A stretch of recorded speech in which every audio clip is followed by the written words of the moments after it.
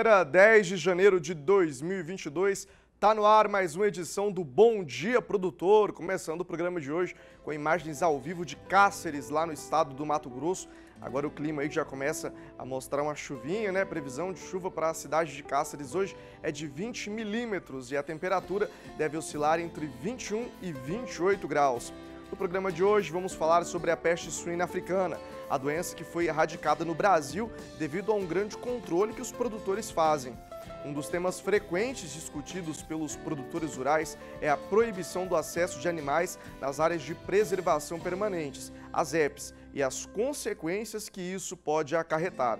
O repórter Gustavo D'Angelo conversou com uma advogada e daqui a pouco você confere os detalhes dessa entrevista. Nós falamos ainda sobre a tristeza parasitária bovina, a TPB, que é um complexo de doenças que compreende duas enfermidades bem conhecidas no rebanho, a babesiose e a anaplasmose. E hoje à noite, às 8h30, no horário de Brasília, você tem a oportunidade de comprar sêmen dos melhores raçadores do mercado de venda Genética BR. Tudo isso e muito mais informação agora no Bom Dia Produtor. Começamos essa edição do Bom Dia Produtor com uma notícia boa para os pequenos produtores rurais que dependem do milho para manter a criação. Você vai ver as informações agora direto de Brasília com o Odacil Canepa. Foi publicada nesta sexta-feira, no Diário Oficial da União, a lei que institui o Programa de Vendas em Balcão com o objetivo de facilitar o acesso de pequenos produtores aos estoques públicos de milho. O programa vai ser coordenado pela Companhia Nacional de Abastecimento, a CONAB.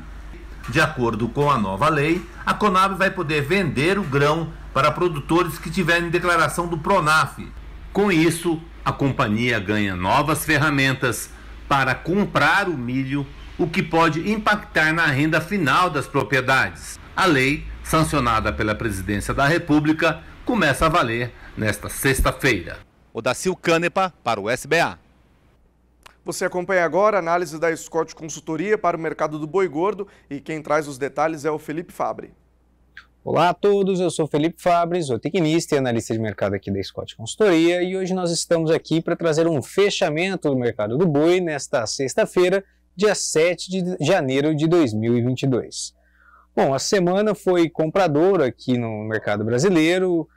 Nas praças paulistas nós tivemos uma alta ao longo da semana de R$16 na arroba do boi gordo, com os preços chegando até R$350 por arroba para o boi China e aqui o boi que atende o mercado interno chegando a ser negociado a R$338 por arroba.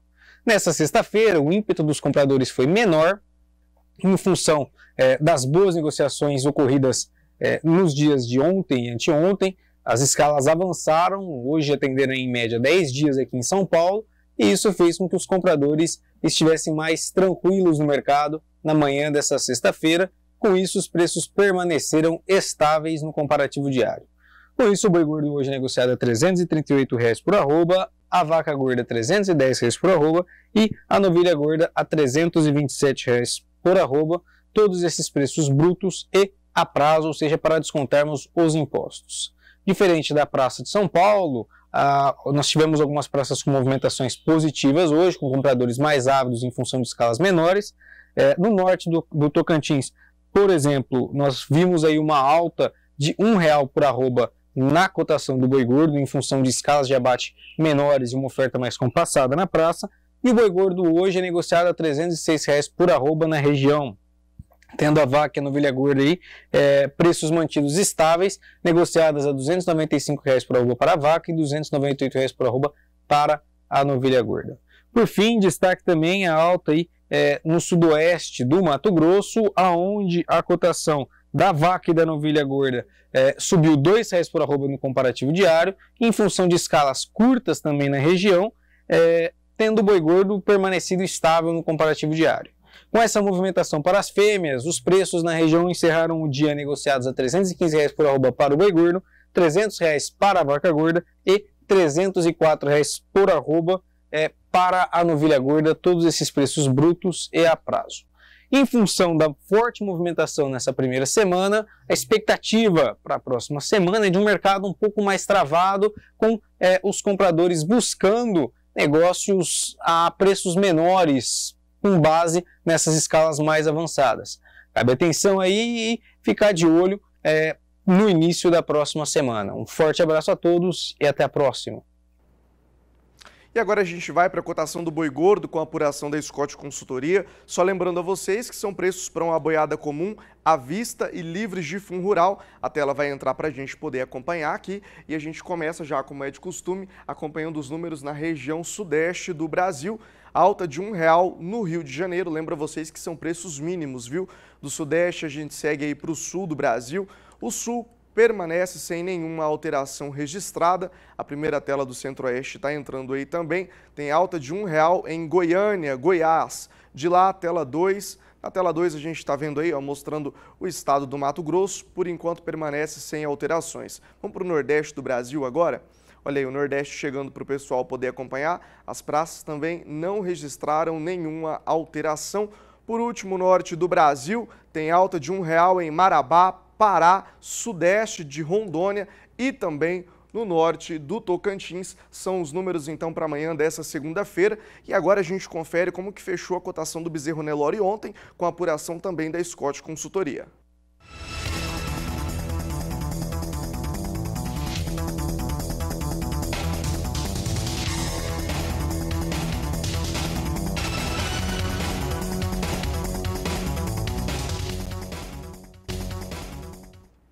A gente fala agora sobre o crime de abigeato, que nos últimos 5 anos vem registrando um aumento significativo aqui no estado de Mato Grosso do Sul. Sobre esse assunto, a repórter Kaile Rodrigues tem mais informações. Abigeato é uma espécie de crime de furto que envolve a subtração de animais, principalmente domesticados, como animais de carga e animais para abate, no campo e fazendas. Mato Grosso do Sul, por ser celeiro do agronegócio, sofre bastante com a ocorrência desta espécie de crime. O agronegócio tem chamado muita atenção do mundo inteiro, né? Tanto, não só o gado, como a produção agrícola também. E tem chamado a atenção também dos criminosos, mas isso não refletiu diretamente nos números, né?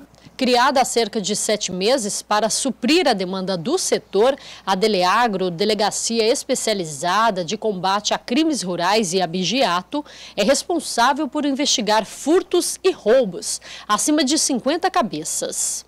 A criação da Deleagro é recente, mas ela já trouxe bastante resultado. Temos percorrido o estado inteiro. Temos conseguido aproximar o produtor rural da Polícia Civil. Isso a gente imaginava que aconteceria um pequeno aumento aí no registro das ocorrências por essa confiança do produtor na polícia. O delegado ainda frisa que, além do furto de gado, muito comum no estado, os criminosos têm agido com abates em beira de cerca, além de furtos nas sedes das fazendas. Com mapeamentos realizados pela equipe da delegacia, foi observado que nem todo o material roubado das propriedades ficam no estado. Boa parte é destinado a estados vizinhos, como São Paulo e Paraná, técnica utilizada pelos criminosos. A delegacia tem feito diversas operações para identificar e prender tanto autores dos furtos, abates, quanto os receptadores. E qual é a orientação que a Deleagro deixa para o produtor rural, né? Estamos aí com a soja no campo, né? Agora começa a colheita, né? Qual a orientação?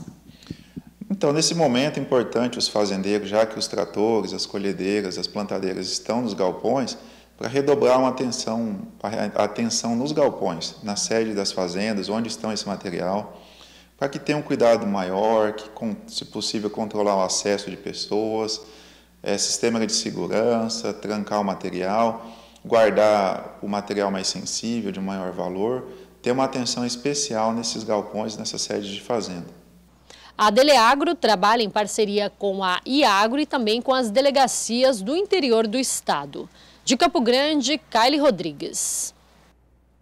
Em 2021, o clima desfavorável no campo e os efeitos da pandemia influenciaram os valores praticados no principal entreposto do Brasil. Mesmo assim, o índice dos preços da CEAGESP fechou o ano com alta acumulada de 3,56%. Os detalhes você confere com o Gustavo D'Angelo. O ramo hortifruti granjeiro enfrentou momentos difíceis em 2021, como problemas econômicos e climáticos. mas o setor realizou um grande esforço para a normalização da produção e da distribuição de alimentos frescos. Com isso, os preços dos mais de 150 produtos, acompanhados pelo índice CEAGESP, encerraram o ano de 2021 com alta média acumulada de 3,56%. Considerando apenas o mês de dezembro, o índice registrou leve alta de 0,43%. O setor que apresentou o maior índice no mês foi o de legumes, com 3,22%. O setor de diversos registrou o menor índice, com 6,55%. No ano, os setores de legumes e verduras registraram as maiores variações, que foram motivadas principalmente por fatores climáticos. De acordo com a CEAGESP, neste primeiro trimestre de 2022, as condições climáticas ainda podem prejudicar a produção agrícola, principalmente para as culturas mais sensíveis, como verduras e legumes. Esses produtos, segundo a companhia, devem apresentar problemas de qualidade e baixo volume ofertado no início do ano. No setor de frutas, as chuvas nas regiões produtoras do Espírito Santo, sul da Bahia, norte de Minas e sudoeste de Pernambuco podem afetar a produção e qualidade de produtos como mamão, mangas e uvas. De Araçatuba, São Paulo, Gustavo D'Angelo. E o Rio Grande do Sul embarcou no final do ano passado mais de 11 mil terneiros para o Egito. Esse foi o único embarque de animais vivos durante o ano.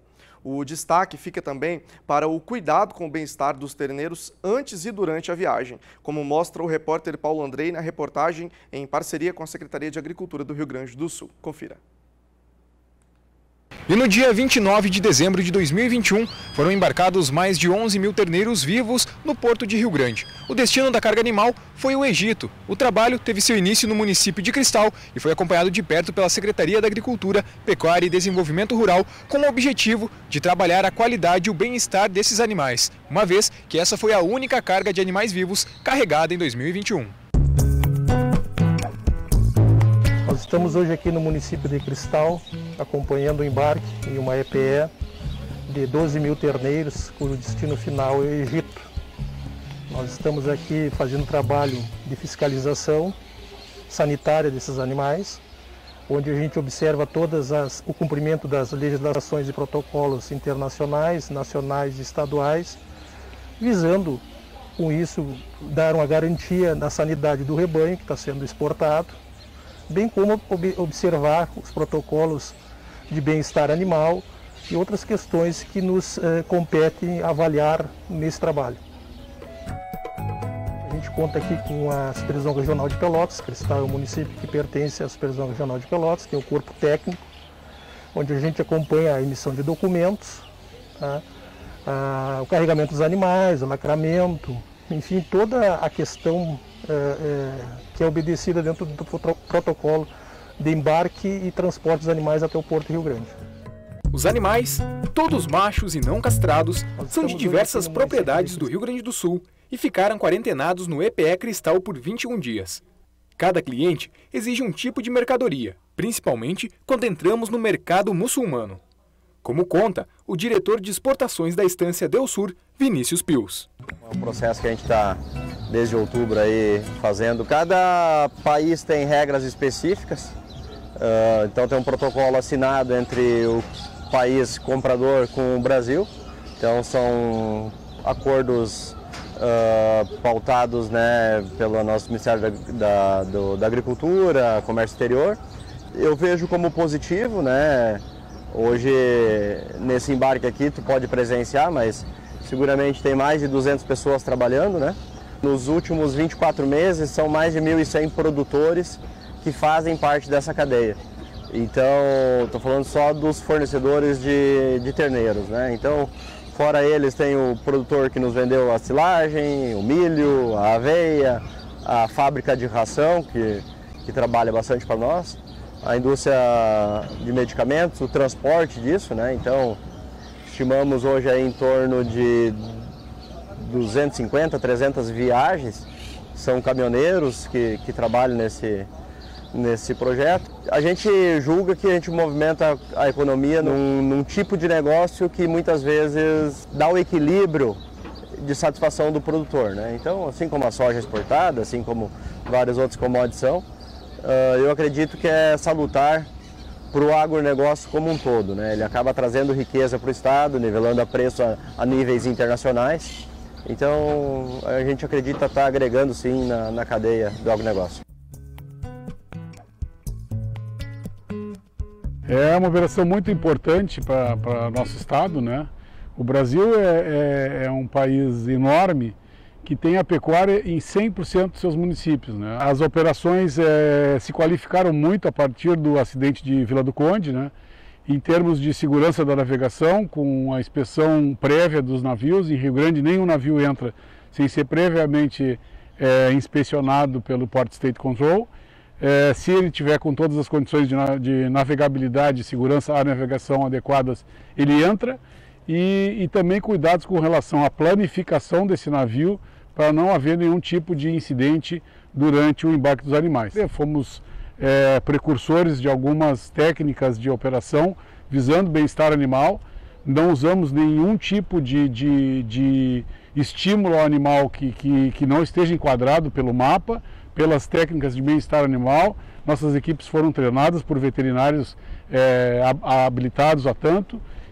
Portanto, a gente acredita que somos um precursor de vários modelos de bem-estar animal na operação portuária no Brasil. Atualmente, todos os EPEs do estado do Rio Grande do Sul estão aqui dentro em municípios da Regional de Pelotas. Então, são servidores técnicos agrícolas, médicos veterinários, servidores administrativos que fazem todo o procedimento, né, a fiscalização lá no EPE, depois a emissão das guias, né, as GTAs, as guias de trânsito animal, do EPE até o porto.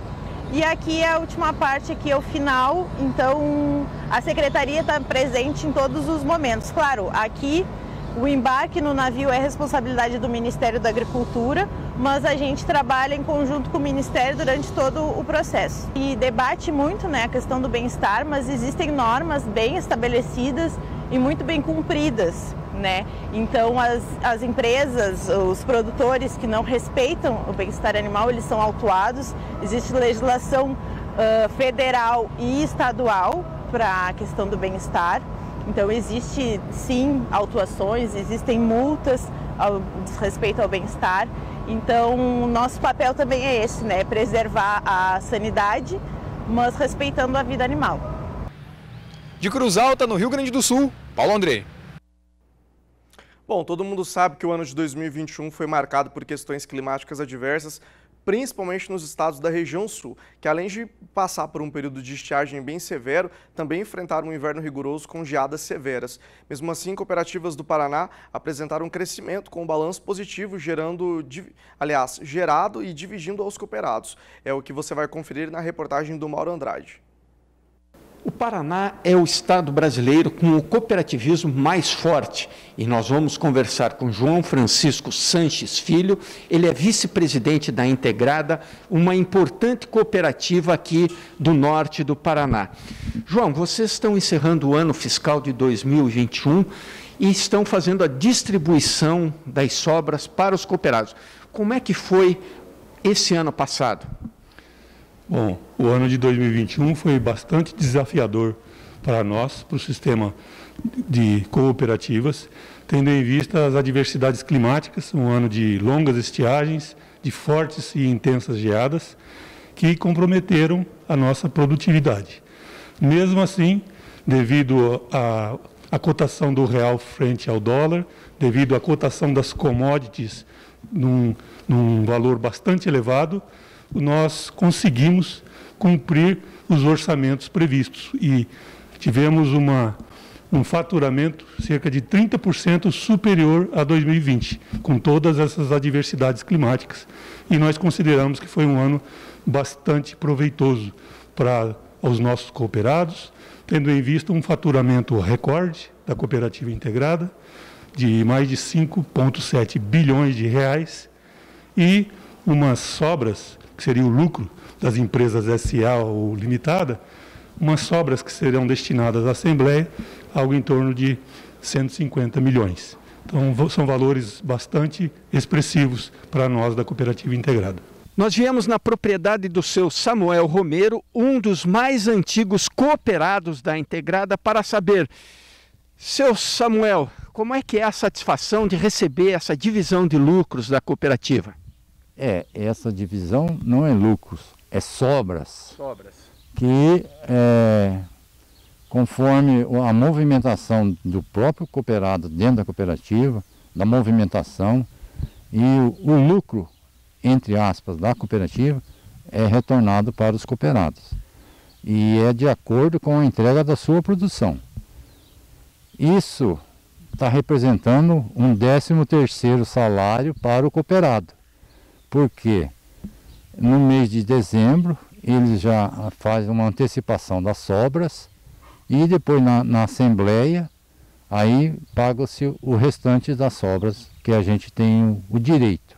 O sistema cooperativista vai além da geração de empregos, cumpre também o importante papel de distribuição de renda. O cooperativismo tem a função de agregar valor nos produtos e conseguir unir mini, pequenos, médios e grandes produtores, e isso torna o diferencial da cooperativa para as demais empresas. E as sobras do final de exercício são destinadas aos nossos cooperados, proporcionalmente ao movimento que esses cooperados fazem conosco. Então, as sobras no final do exercício ficam nas comunidades onde atuamos. Ok, obrigado, um trabalho muito bonito. Então aí, vice-presidente da Cooperativa Integrada, falando da importância e do papel social que uma cooperativa tem, principalmente em pequenas cidades do interior do país. De Londrina, no Paraná, Mauro Andrade. A gente segue com o Bom Dia Produtor, agora para o nosso primeiro intervalo comercial. Enquanto isso, vou convidando você para mandar a sua dúvida ou sugestão no nosso número do WhatsApp. O número está aqui na tela, ó, 67998631001. Quer mandar um abraço para alguém, tem alguma dúvida, alguma sugestão de pauta? Manda para cá que a gente atende você. No próximo bloco, a gente fala sobre a peste suína africana, doença erradicada no Brasil devido ao grande controle dos produtores aqui da região. Até volto já. Estamos de volta, imagens ao vivo de Fortaleza, no Ceará. Nesse momento, o céu aí parcialmente nublado e a previsão hoje na cidade deve ser de sol alternado com chuva em forma de pancadas rápidas e isoladas. O volume de chuva previsto é de 4 milímetros e a temperatura vai oscilando aí entre a mínima de 24 graus e a máxima de 32. A gente vai dando sequência com o Bom Dia Produtor. Tem uma pesquisa feita pela Agência Goiânia de Assistência Técnica e Pesquisa Agropecuária, em parceria com a Embrapa Cerrado, que desenvolveu pequi sem espinhos. O fruto aguarda o registro no Ministério da Agricultura para poder ser comercializado. E quem conta para a gente os detalhes é a Ana Paula Bellini. A diferença entre os frutos só é possível ver por dentro. No pequi comum, os espinhos protegem toda a castanha, enquanto no desenvolvido pela pesquisa, há apenas a polpa. Aí, ó. Viu? Ele é sem espinho. Olha que belezura. O estudo começou naturalmente depois que um produtor encontrou na natureza uma muda com um fruto sem espinhos e chamou os pesquisadores. Eles conseguiram reproduzir a planta com o uso da técnica de enxertia, um clone natural. Então nós poderíamos fazer para esse produtor um pequi oriundo de semente, sabe? Para ter variabilidade genética. Já o pequeno produtor, aquele que tem 20 hectares e 4 hectares tem que ser reserva legal e ele precisa ganhar dinheiro, nós tínhamos que dar uma muda diferenciada para ele, que é uma muda clonada. Por quê? Porque quando você planta semente, pode sair um piquizinho branquinho, sem valor comercial e amargo. E como que ele ia vender isso? Agora, quando você clona, se você achar um pequi alaranjado, de polpa grossa, com grande valor comercial, e você faz um clone daquela árvore, as suas filhas serão idênticas à planta-mãe. Já são mais de 1000 pés cultivados e 3 espécies diferentes. A expectativa é que o fruto sem espinhos facilite a industrialização. Esse projeto iniciou por demanda do produtor goiano.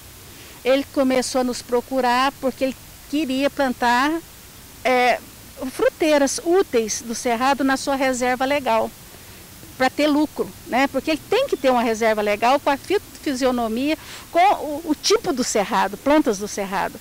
Então, ele falou assim, ao mesmo tempo que eu vou atender uma exigência legal, eu vou ganhar dinheiro. A pesquisa para criar o pequi sem espinhos começou a ser desenvolvida há quase 20 anos.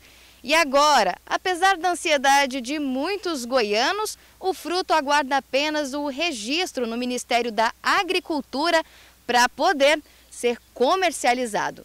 O pequi faz parte da culinária goiana com diferentes formas de preparo. A novidade deixou muita gente ansiosa para experimentar o fruto sem os temidos espinhos. A gente já teve, eu sou do Corpo de Bombeiros e já atendemos inúmeras ocorrências, né, de pessoas realmente com problema sério por terem ingerido, não desconhecer a história do espinho. Que bom que vai ter. Demais, adoro piqui, gosto de sorvete de piqui, tudo que é coisa de piqui eu gosto. E agora o piqui sem esse espinho então? Nossa, é perfeito, aí fechou tudo. A expectativa é que o registro do pequi sem espinhos seja autorizado pelo Ministério da Agricultura ainda este ano. De Goiânia, Ana Paula Bellini. Notícia boa aí para quem gosta de pequi, né? Mas vamos mudar um pouquinho de assunto. A gente fala sobre os laticínios que não estão conseguindo repassar para o consumidor a alta do preço do leite pago para o produtor. Os estoques de produtos lácteos aumentam e agora os preços pagos ao produtor estão caindo, isso de acordo com o CPEA. Direto da Bolsa Brasileira de Mercadorias em São Paulo, Walter Puga traz detalhes sobre esse assunto. Puga, é com você. O fato é que, diante de produtos lácteos mais altos, o consumidor foge desses produtos e, com isso, a margem dos laticínios começa a ficar menor. Há muita dificuldade dos laticínios em repassar a alta dos custos de produção. Os laticínios fizeram, de fato, alguns ajustes de preços, mas foram inferiores a 2%, por exemplo, para o leite UHT e também para o queijo mussarela, alguns dos produtos mais vendidos. Tudo isso ocorreu entre janeiro e novembro do ano passado. O levantamento foi comprovado, os dados foram comprovados pelo Centro de Estudos Avançados em Economia Aplicada, o CPEA, lá da Escola Superior de Agricultura Luiz de Queiroz, e também pela Organização das Cooperativas Brasileiras, a OCB. Os preços, por exemplo, nos principais canais de distribuição de São Paulo, para leite UHT, alcançaram em média R$ 3,43 por litro.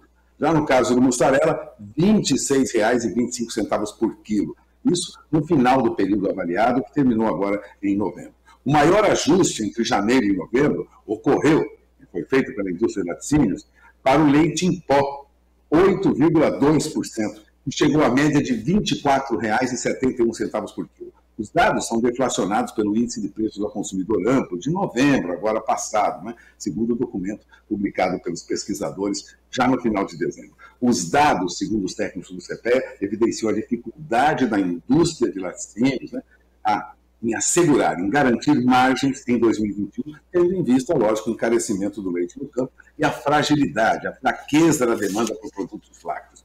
Os pesquisadores André Carvalho e Beatriz Pina reiteraram que a indústria teve mesmo, no ano passado, dificuldades para repassar aos canais de distribuição as altas do leite no campo, devido aí à queda do poder de compra do consumidor.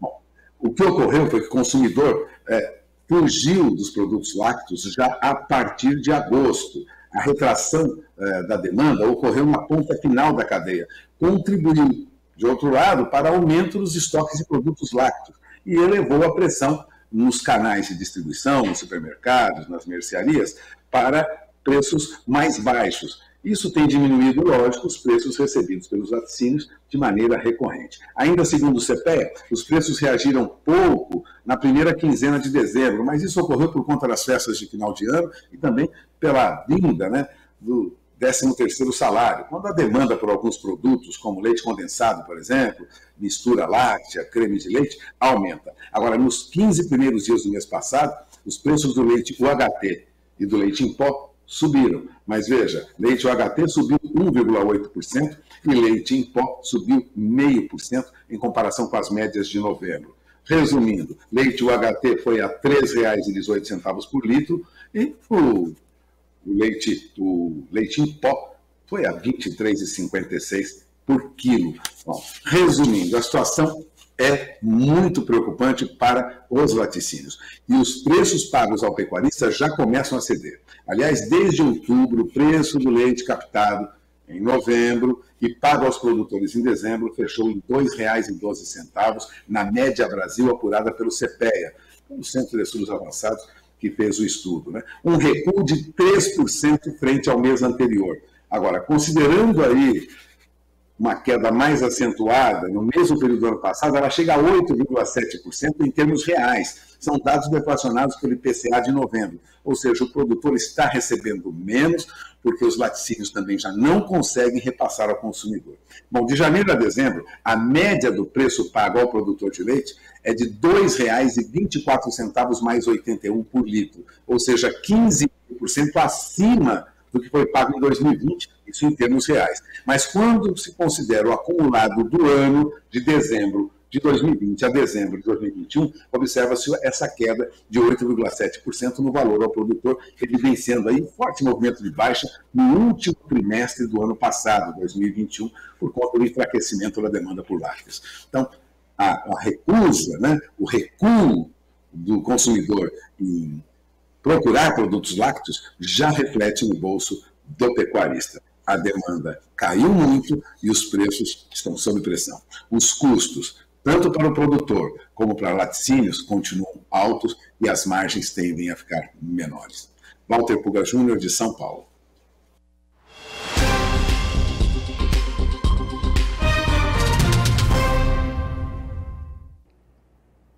É hora de agroclima com a Renata Ferreira. Renata, bom dia para você. Bom dia, Vinícius. Bom dia a todos que acompanham o programa de hoje. Hoje um sistema aí de baixa pressão atmosférica ganha força e deixa o tempo instável em áreas do centro-sul brasileiro. E essa instabilidade, Vinícius, provoca chuva aí no estado paranaense, viu?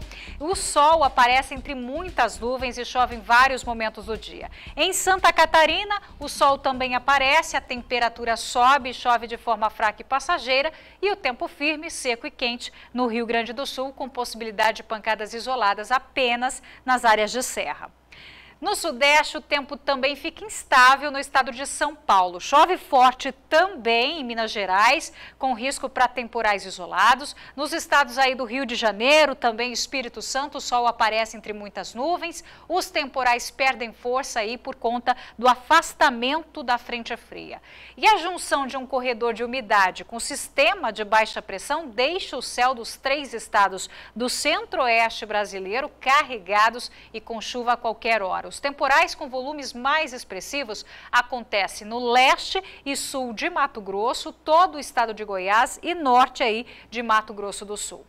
No Nordeste, olha só, o tempo segue firme entre o norte da Bahia e o sul aí do Ceará. Temporais ainda acontecem em boa parte do Maranhão, também sul do Piauí. Nas outras áreas, sol, chuva fraca e passageira.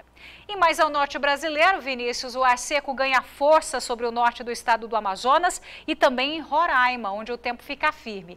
Tempo quente muito úmido com pancadas isoladas entre o Acre, outras áreas do Amazonas, Rondônia, Amapá e oeste aí do estado do Pará. Vinícius, daqui a pouco eu volto com mais destaques do tempo. Até já!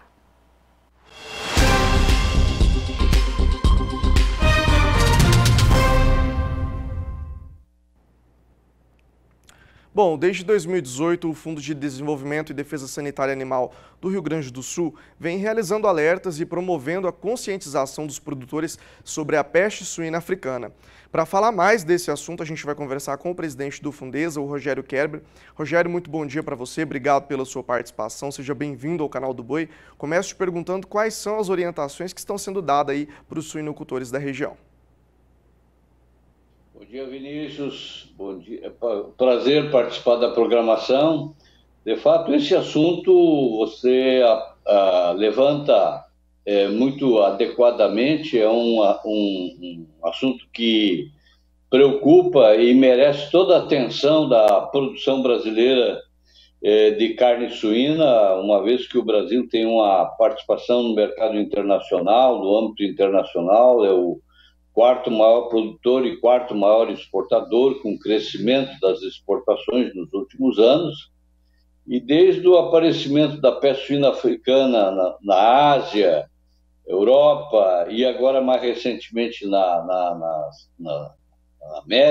Américas, especificamente na República Dominicana e Haiti, passou a merecer uma atenção toda especial da produção do Rio Grande do Sul. É o segundo estado maior produtor e o segundo exportador, e é por essa razão que o Fundesa tem dado uma atenção toda especial com relação aos cuidados que devemos ter para que não venha se verificar nenhum evento sanitário dessa doença em território brasileiro.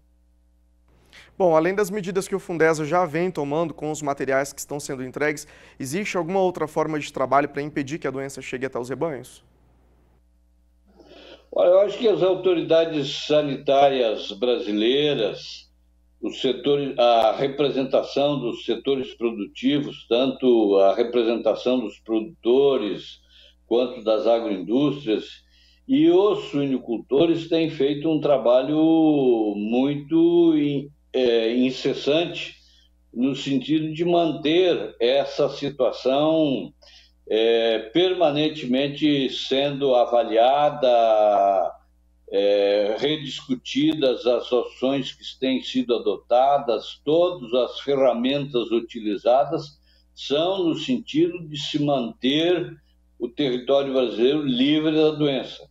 Não se encerra com uma ou outra ação, é permanente essa questão relacionada aos cuidados que deve-se ter, tanto os cuidados com relação a aeroportos, portos e também o acesso às unidades de produção, às granjas, no que diz respeito à adoção de medidas de biosseguridade intensiva para evitar qualquer surpresa desagradável. Rogério, eu gostaria de entender como que ocorre a transmissão entre esses animais, como que funciona?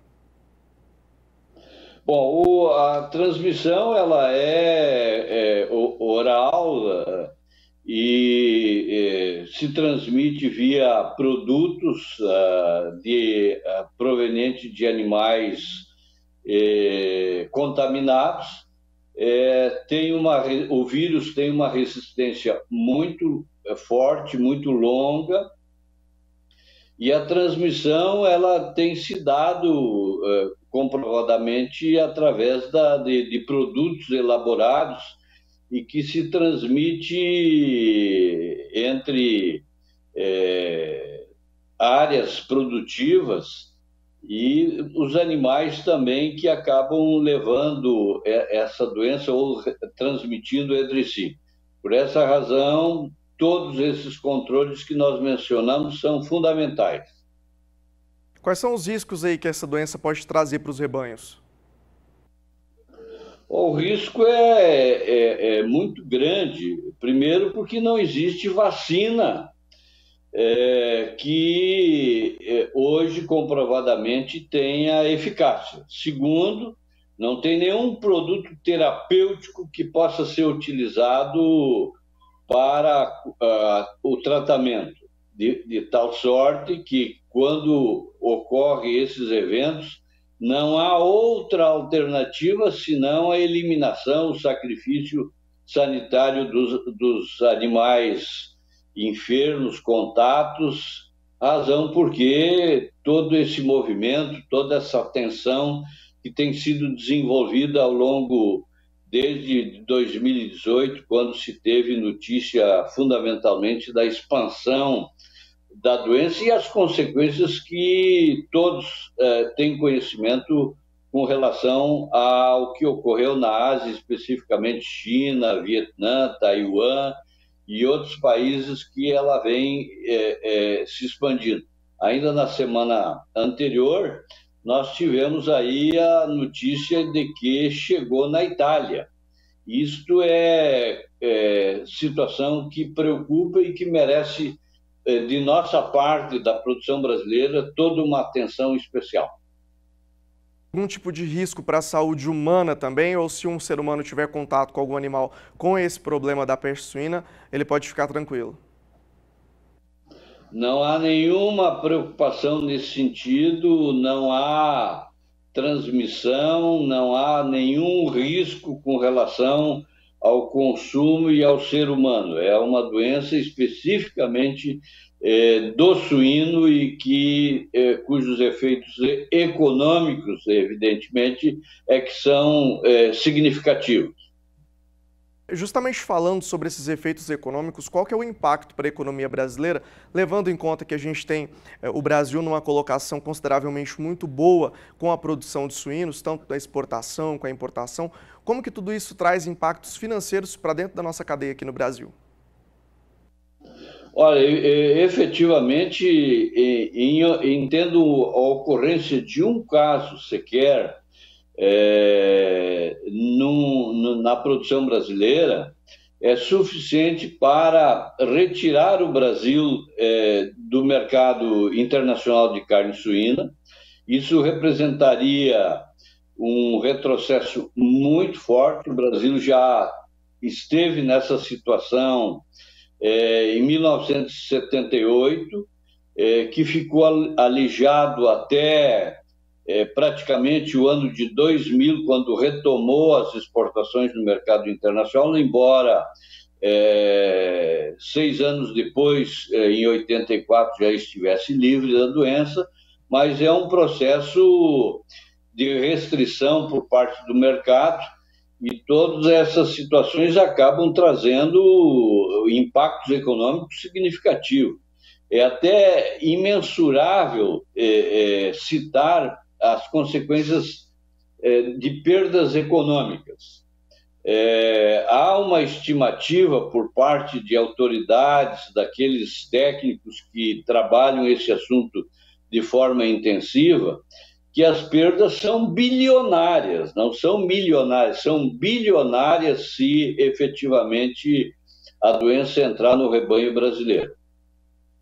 Agora, Rogério, como que é feita a identificação dessa doença nos animais? É uma coisa que é perceptível já com sinais clínicos? Os animais podem ser assintomáticos? Como que funciona isso?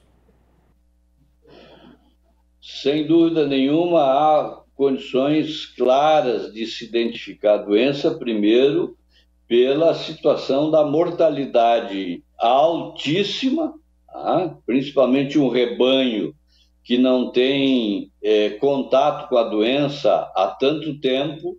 Isso certamente traria consequências imediatas dentro de uma unidade produtora, e evidentemente que a situação ela é extremamente difícil, mas fácil de identificar. A mortalidade, a situação de sintomas clínicos características, é uma doença hemorrágica com mancha nos animais especificamente, e fundamentalmente o produtor, o suinicultor, o setor de produção, tem que estar atento com qualquer anormalidade dentro do seu estabelecimento. Primeiro, sintomas de mortalidade, de morbidez dos animais, devem os suinicultores procurarem as autoridades sanitárias, quer sejam oficiais ou privadas, uma vez que o sistema de produção tem uma ligação muito forte com o setor agroindustrial, e o sistema utilizado de integração tem uma vinculação com a agroindústria produtora. Então, o produtor tem essa responsabilidade, e por essa razão é que todos estamos envolvidos e mobilizados no sentido de ter todo o cuidado. E quanto mais rápido nós agirmos, menos perdas certamente teremos. Agora, levando em conta todas as medidas que a gente já tem, que já foram comentadas aqui, inclusive, a gente pode dizer que é possível blindar o rebanho brasileiro para evitar que essa doença não chegue por aqui?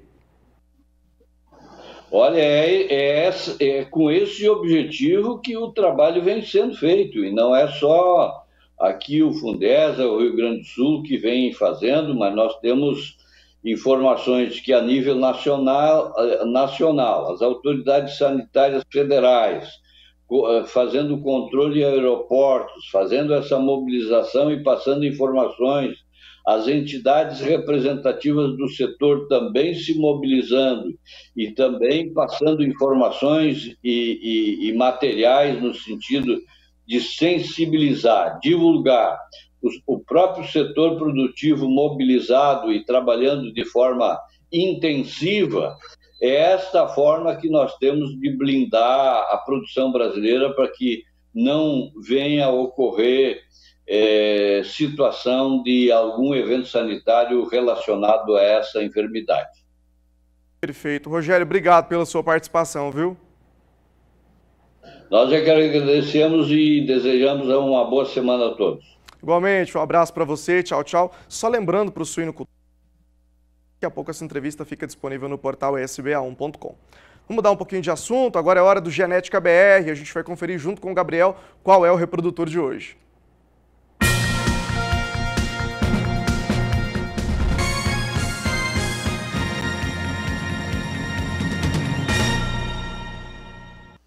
Olá, meus amigos, e a ação Touro do Dia de hoje traz Remanso Arjum. Olha aí que fenômeno, um touro bem pigmentado, é um touro de barbela grossa, de sobra de couro ali no pescoço. Olha a castanha de cupim bem alinhada ali na mão desse touro, aparelho reprodutor que vem na régua, boa pigmentação testicular, tá aí. Olha a oportunidade, meu amigo, olha só, Remanso Arjum, filho do backup na Ravelina. A Ravelina vai ao sangue do grande urgente do IZ, mas traz também na linha materna o grande Onassis da Colonial. E o backup a gente faz sempre a referência ao próprio gabinete do IZ, mas na linha baixa ele é a Magdala, que é Papudo. Papudo é um filho do Faulade da Santa Cecília e vai ao sangue do grande, do excepcional Golias importado. Então tá aí um touro costeludo, um touro de bom arqueamento de costela, virilha baixa, é um touro que tem uma conformação aí cilíndrica, conformação frigorífica, é o biotipo moderno, é o biotipo que a indústria está atrás. E hoje, na ação Touro do Dia, ele traz as suas doses aí, o Remanso Arjum, que é o lote número 3, de 12 por apenas R$10 a dose no pacote de 200 doses. Então liga, confirma, porque senão à meia-noite você perde essa oferta.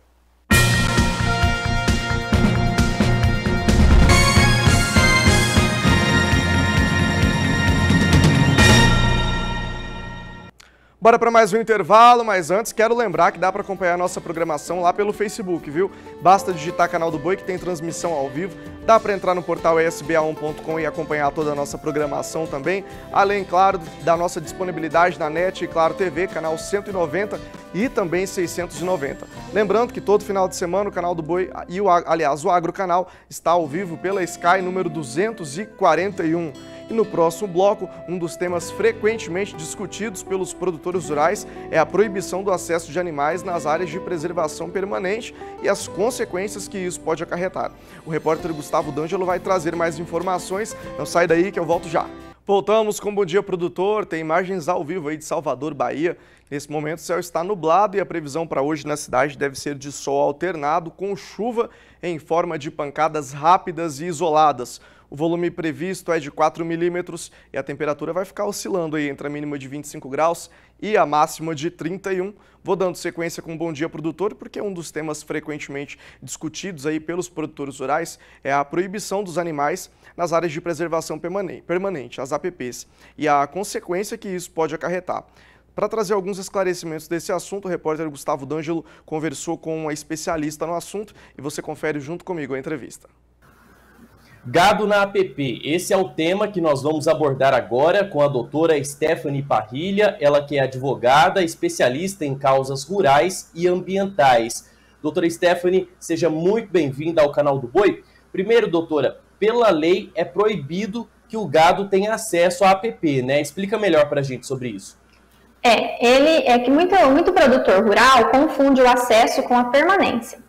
Né? Então, nós precisamos diferenciar o acesso do gado na APP da permanência. O gado ele não pode permanecer na APP, né? Ele não pode ficar solto ali, porque a APP é uma área de preservação permanente e ela exige que esse solo ele seja preservado, a cobertura natural dele, né? Tanto a preservação do solo, quanto a preservação da biodiversidade, dos recursos hídricos, né?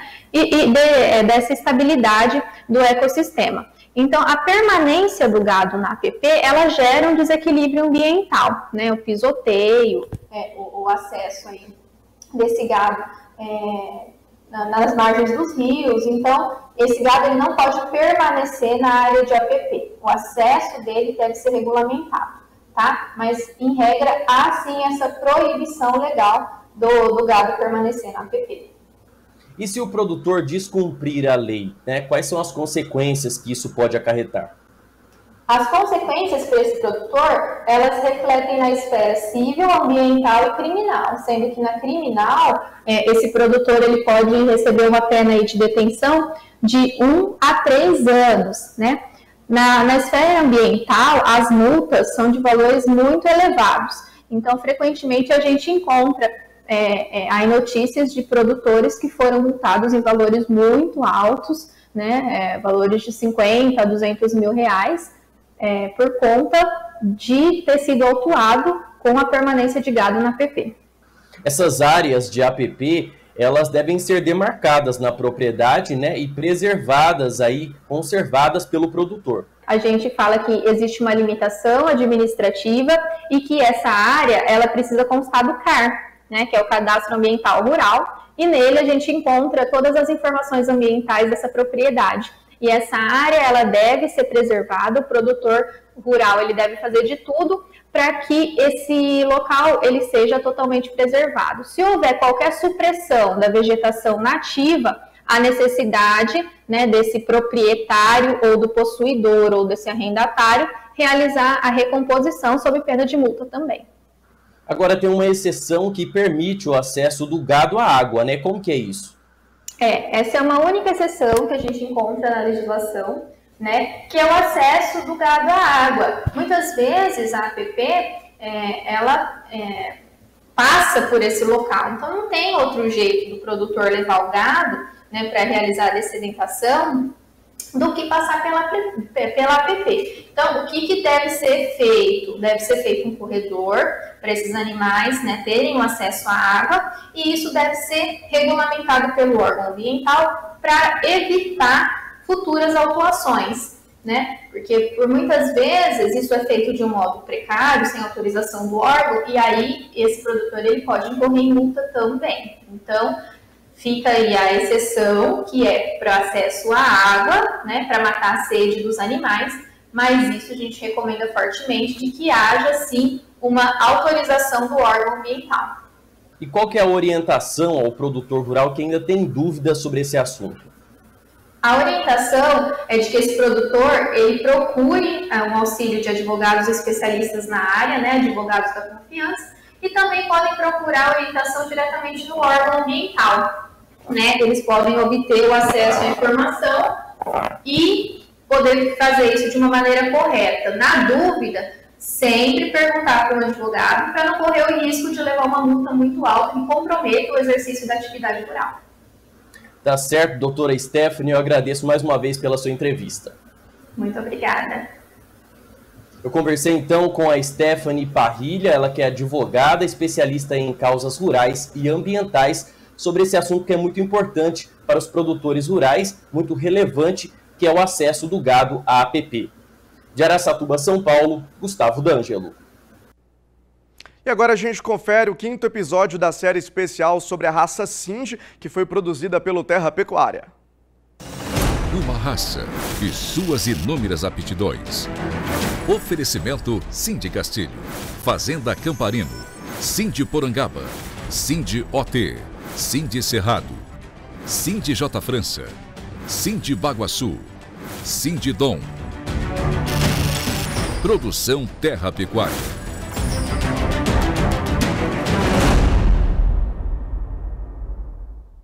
E chegamos ao nosso último episódio da série Sindhi e suas inúmeras aptidões. Hoje com o tema fertilidade e precocidade sexual dessa raça zebuína. Como exemplo, Pétala e Esmeralda, duas fêmeas que emprenharam aos 14 meses, pariram aos 23 e agora, com pouco mais de 3 anos, estão prenhes e paridas.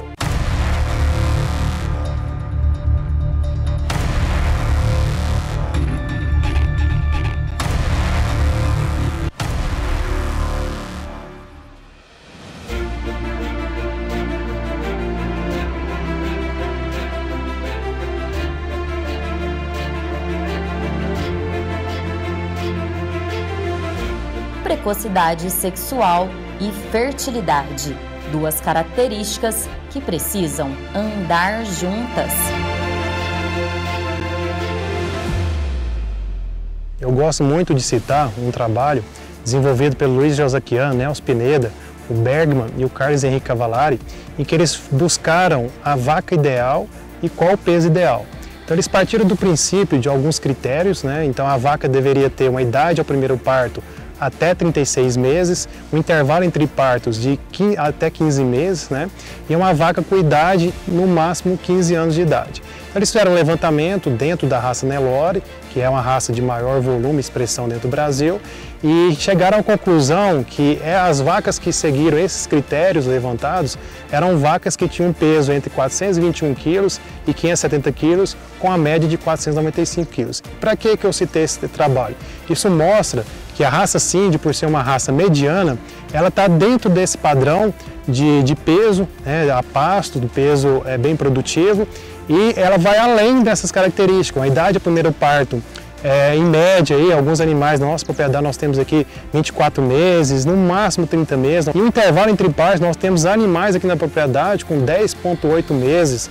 E em média nós temos aqui 12, 13, 14 meses, mas temos animais bem diferenciados aí, com a precocidade sexual, o intervalo entre partos aí de 10,8 meses, 11 meses.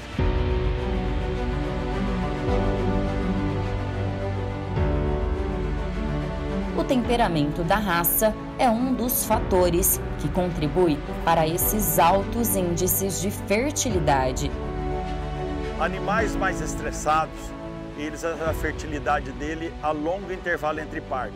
Animais mais dóceis, eles têm a tendência de não se estressar e eles têm uma fertilidade maior, sim. Isso aí é uma correlação que na raça Cindy a gente não percebe muito, porque a nossa raça ela tem um temperamento calmo, temperamento dócil e ela tem a fertilidade alta. Mas em outras raças eu percebo que mesmo uma vaca de leite que está produzindo leite, se ela é calma, ela emprenha todo ano. Então isso é muito importante, fazer uma seleção, um melhoramento genético, assim, o temperamento monitorado com a fertilidade. Isso aí é fundamental num processo seletivo. A longevidade tão buscada pelos pecuaristas em vacas que reemprenhem e concebam um bezerro ao ano também é muito forte. Um dos motivos é a gestação e parto de animais pequenos. Isso eu posso generalizar que 100% dos touros da raça Cindy são DEPs negativos ao nascimento. O que quer dizer isso? O bezerro nasce pequenininho e aí ele nasce e logo mais ele se levanta com muita rapidez, faz a primeira mamada e desenvolve rapidamente. O que acontece hoje é que a maioria dos criadores que fazem um rebanho comercial não se atentam com essa característica. O que todos querem hoje é, em primeiro lugar, um bezerro desmamado pesado. Nesse contexto, o que pode acontecer? Você vai ter um problema muito sério no parto dessas primíparas. Isso não acontece no Cindy, tá? Porque o Cindy nasce um bezerrinho pequeno, ele não machuca os órgãos internos reprodutivos da vaca ou da novilha. Isso faz com que essa vaca, ou principalmente uma novilha precoce, retorne no ciclo produtivo o mais rápido possível. Por isso que você vê vacas aqui no rebanho, vacas com 10 anos e com 9 partos. Isso é decorrente do que? O bezerro nasce pequeno, a vaca cicla rapidamente e emprenha novamente. Se o bezerro nasce muito grande, você não consegue enxergar os malefícios que isso está causando internamente na vaca. O que você vai perceber logo lá na frente que ela não emprenhou.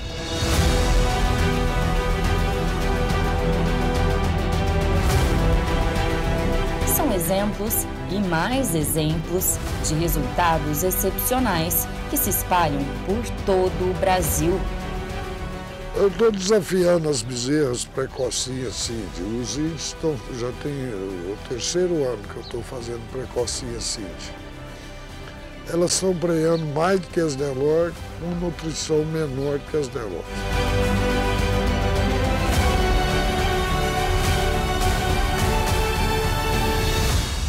A gente tem aqui até bezerras com 11 meses, com cio natural, emprenhando.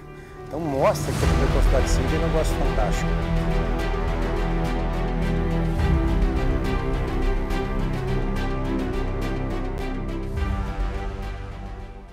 Nós temos um trabalho já consistente de inseminação artificial nas fêmeas do plantel. E como nós também trabalhamos com a raça Nelore, na raça Nelore nós usamos 1,5 dose de sêmen por prenhez. A nossa média histórica de anos é 1,5 dose de sêmen por prenhez. E na raça Cindy nós utilizamos 1,2 doses por prenhez, que nos surpreende muito também a fertilidade, tanto das fêmeas como dos machos, né, como a qualidade do sêmen da raça Cindy.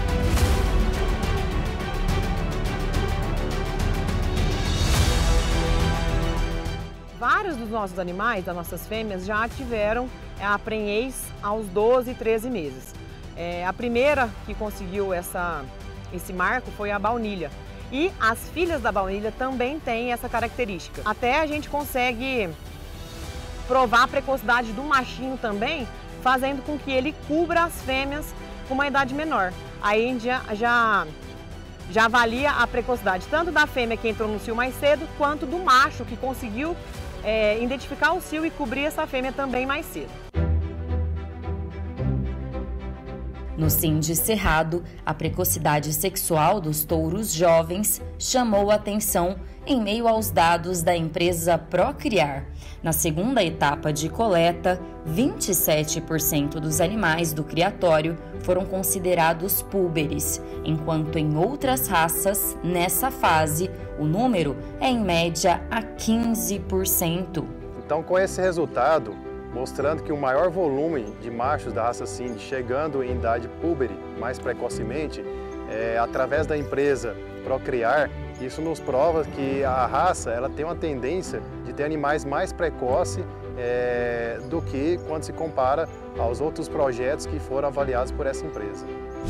E realmente, os machos jovens são eficientes em produzir sêmen de qualidade. O garboso é um garrote que eu coloquei ele com 13 meses, com 8 fêmeas super precoce, emprenhou 4. Então, isso ajuda a você ter um rebanho. Se o macho é fértil, automaticamente as filhas dele são férteis. Isso tem uma correlação. Essa correlação é importante na seleção. O Denver é um reprodutor do rebanho Cindy Dom que produziu sêmen muito precoce e com uma qualidade espetacular. Ele consegue produzir de 800 a 1.000 doses por ejaculado, mostrando muita fertilidade. E com uma característica, ele foi um dos touros que foram escolhidos para exportar sêmen para o Paquistão, né? Uma volta à origem. E nós nos orgulhamos muito de ter um reprodutor da seleção escolhido para essa finalidade. Podemos inclusive destacar alguns animais que têm deixado seus nomes como uma referência a ser multiplicada. Campina é um grande indivíduo, uma grande campeã nacional, mas tem vários fatores positivos no trabalho que a gente vem vindo do Campina. Desde emprenhou aos 13 meses, pariu aos 24 e vem aí mostrando isso para as filhas. Então, de gerações para gerações, as filhas todas que nós vamos mostrar aqui, pariram aos 24 meses e estão prenhas novamente. Então, quer dizer, isso é genético. A gente tem que selecionar indivíduos diferenciados em todos os sentidos. E um dos fatores que predomina aqui no Cindy, que é evidenciado bastante, é a precocidade da raça. E o que me encanta muito também é a precocidade de musculatura. Os animais são muito bem revestidos, suportam muito bem a seca e por isso emprenham com maior facilidade. E um grande exemplo disso que nós temos é a Europa Fividon, que ela emprenhou aos 14 meses, teve seu primeiro parto aos 24 meses e agora, aos 30 meses, está gestante novamente, indo parir aos 36 meses. Da seleção Cindy Castilho, já saíram várias campeãs do prêmio Cláudio Sabino, que consagra fêmeas longevas, como Jandaia da Estiva, uma vaca criada a pasto com 16 anos, 15 partos naturais e 18 filhos, já que algumas gestações foram gemelares. Além dela, vários outros exemplares. A Paz é uma vaca de hoje 13 anos, agora que ela fez 13, agora vai parir, mas ela estava 12 anos, 11 parto natural. Ela faz 13 anos e para esse ano vai ser 13, 12 parto natural. A belga, uma vaca de 10 anos, ela tem 8 bezerros natural porque 2 anos pariu gêmeo. E são vacas de leite que tem uma fertilidade extrema. E ali está a Jandaia, que é uma vaca que ganhou 3 vezes o prêmio Cláudio Sabino por índice de produtividade e fertilidade. Então isso é fundamental. Hoje vocês vão ver uma vaca velha de campo, 16 anos, 15 parto natural, com intervalo de 11 meses e meio. Uma raça que ainda tem a surpresa de presentear o criador com uma fertilidade dobrada. E aqui está a Dominique, com esse score corporal, uma vaca a pasto, e aqui criando 2 bezerros fantásticos. São 2 machos, com 7 para 8 meses, e está aqui com esse score já prim novamente. O Cindy mostra para a gente todas essas facilidades. Um dos pontos muito importantes na raça é a fertilidade.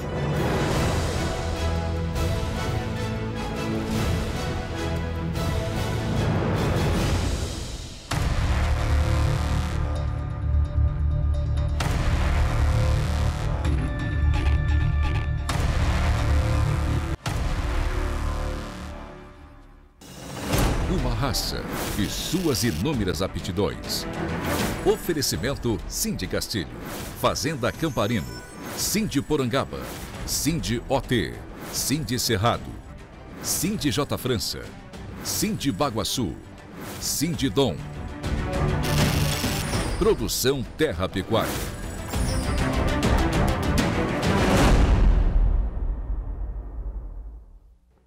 E a gente fala agora sobre ATF, inseminação artificial em tempo fixo, uma técnica que é inclusive muito empregada nas propriedades brasileiras para trabalhar com os bovinos, e o Valdir Pacheco traz detalhes para a gente. Olá! A pecuária brasileira passa por uma fase de reconhecimento da importância do uso da tecnologia no setor produtivo, principalmente no segmento de corte, com grande participação das raças zebuínas, como a raça Nelore, e das raças taurinas de origem europeia em seus cruzamentos industriais. A perspectiva de retorno financeiro por meio da eficiência nos sistemas de produção pode ser intensificada com o uso de eficientes técnicas de manejo e biotecnologia aplicada à reprodução animal. A adoção da estação de monta com uso de animais selecionados e a inseminação artificial são importantes ferramentas que auxiliam no melhoramento genético e no aumento da produtividade no setor. A biotecnologia mais empregada nas propriedades rurais brasileiras é a inseminação artificial em tempo fixo, conhecida como IATF, que, diferente da inseminação artificial convencional, elimina a necessidade de observação do cio. Por meio da técnica, é possível sincronizar as inseminações, obtendo como resultado animais homogêneos e com a mesma qualidade. A seleção e o manejo de novilhas e vacas para a reprodução contempla uma série de decisões que devem estar atreladas às características particulares de cada animal, como, por exemplo, idade, peso corporal,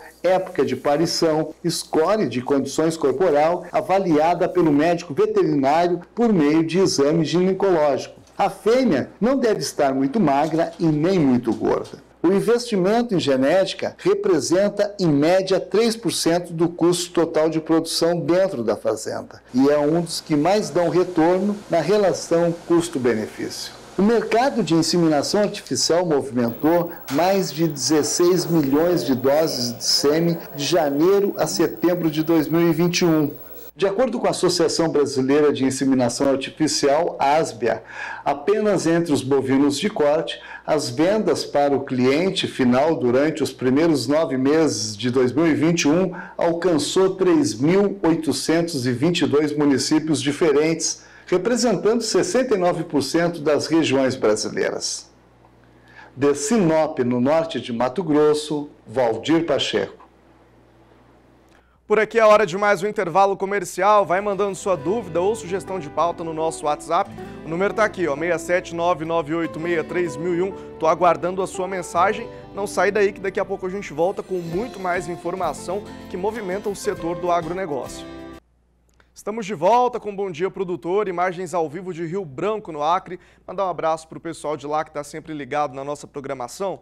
Nesse momento o céu está nublado e a previsão para hoje na cidade deve ser de chuva em forma de pancada rápida e isolada. O volume de chuvas previsto é de 16 milímetros e a temperatura deve oscilar entre a mínima de 24 graus e a máxima de 33. A gente vai dando sequência com Bom Dia Produtor e fala para você sobre a tristeza parasitária, que também é conhecida como TPB, um complexo de doenças que compreende 2 enfermidades bem conhecidas nos rebanhos, a babesiose e a anaplasmose. A enfermidade é séria e causa muitos prejuízos econômicos. Para saber um pouco de causa, sintoma, prevenção e tratamento, eu fui junto com o cinegrafista Gadiel de Barros conferir de perto sobre esse assunto com o médico veterinário José Henrique Saraiva Borges. Acompanhe.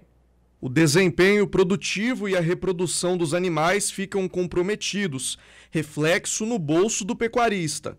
Em muitos casos, a tristeza parasitária em bovinos pode levar até mesmo à morte dos animais. Mas, diferente do que muita gente pensa, ela não é exatamente uma doença. Um complexo de parasitas que junto formam a chamada tristeza parasitária. Por que deram esse nome, tristeza parasitária? Porque é um problema que vai debilitando o animal, ele vai enfraquecendo, porque destrói os glóbulos vermelhos ou perde o glóbulo vermelho, que seria a hemácia do animal. Ele entra num processo de anemia profunda, vai ficando quieto, triste, para de comer e acaba morrendo. O carrapato pode ser um dos causadores da tristeza parasitária, sendo considerado o transmissor do hemoparasita, ou seja, um parasita que destrói a hemácia do animal. Por si só, o carrapato, ele suga o sangue do animal. Então, o animal cometido por carrapato, ele pode desenvolver a doença no sangue, que chama doença causada pelo carrapato, muito comum em cachorro também. E ele perde sangue. Esse protozoário que o carrapato transmite, ele vai destruindo as hemácias dentro do sangue do animal. Às vezes ele fica um pouco amarelado em função dessa destruição de hemácia. A gente chama de icterícia. E o outro fator que causa a tristeza parasitária seriam os parasitas do intestino. Então seriam verminoses que sugam o sangue do bovino, e aí sim causa anemia. A tristeza parasitária é uma enfermidade que apresenta sinais clínicos, por isso o pecuarista deve estar atento aos sintomas que o gado pode apresentar, como por exemplo anorexia, dificuldade também na ruminação. Tudo isso são fatores que contribuem e mostram o desenvolvimento da enfermidade. Para tratamento, a gente precisa tratar o carrapato, tirar o carrapato do animal. Existe medicação para combater esse protozoário que destrói as hemácias e vermífugo para combater a verminose. Além disso, suporte, alimentação, vitaminas, aí a indicação de um veterinário seria qual o melhor vermífugo ou o melhor remédio seria fundamental para evitar a mortalidade.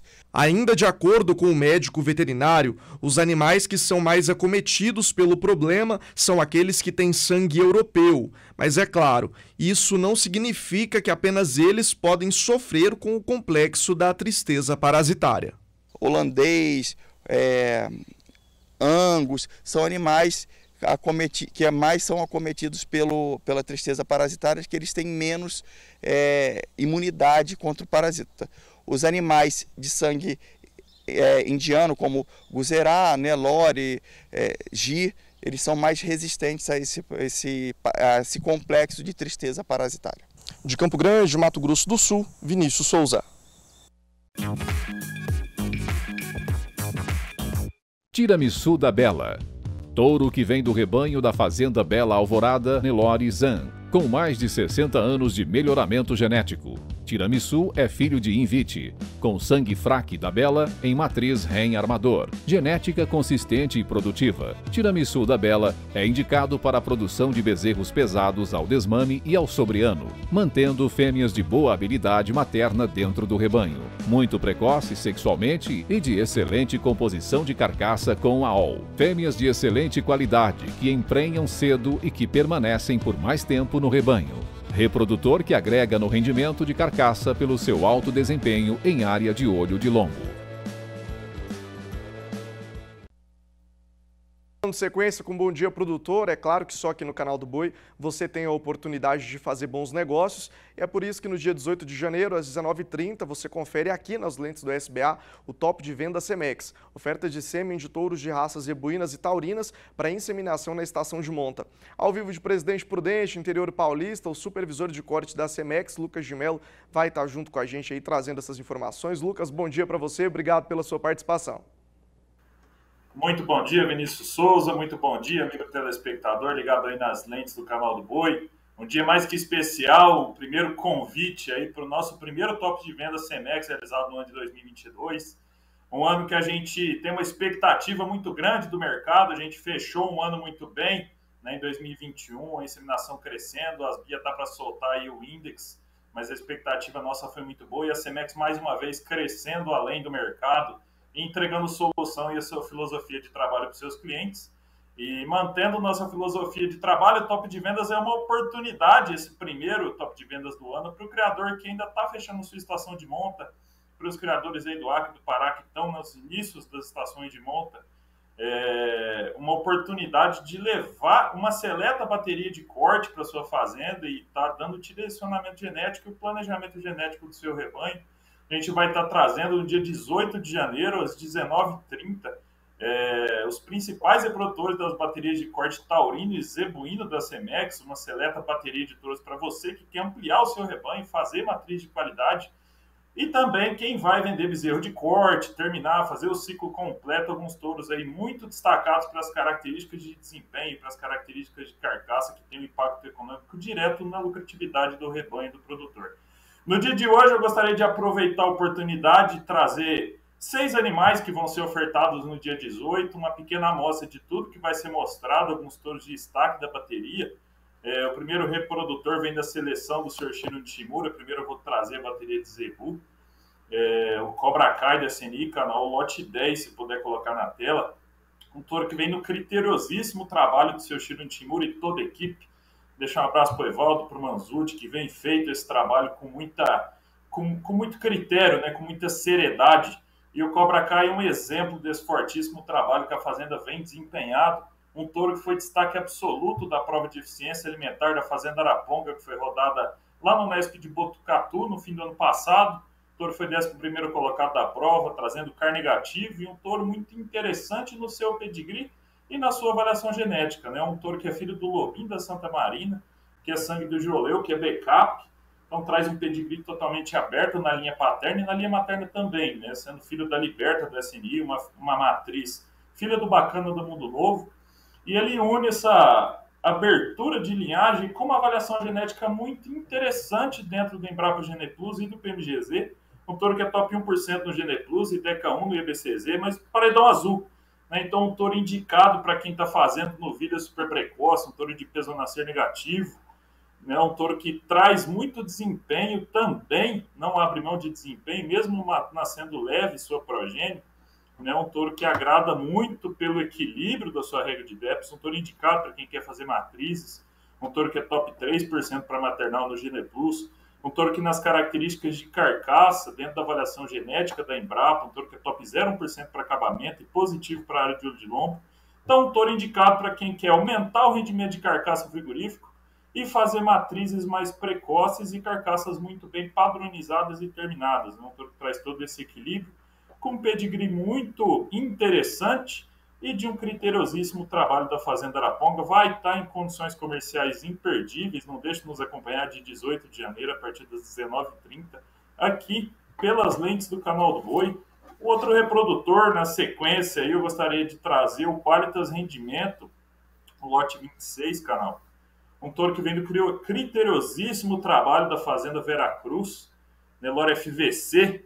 O Qualitas Rendimento é um touro já aprovado na nossa bateria, né? E queria abordar também o assunto do Fertility First Beef, né? O nosso programa de fertilidade que vem a cada ano se consagrado no mercado. Esse é um touro que foi destaque nas IATFs da nossa equipe, das equipes de veterinários parceiras da empresa que enviaram dados para nós, um touro que empreou muito a campo, e um touro que foi chancelado como Fertility justamente pelo equilíbrio de prenhez que ele transmite, né, que ele consegue atingir no campo.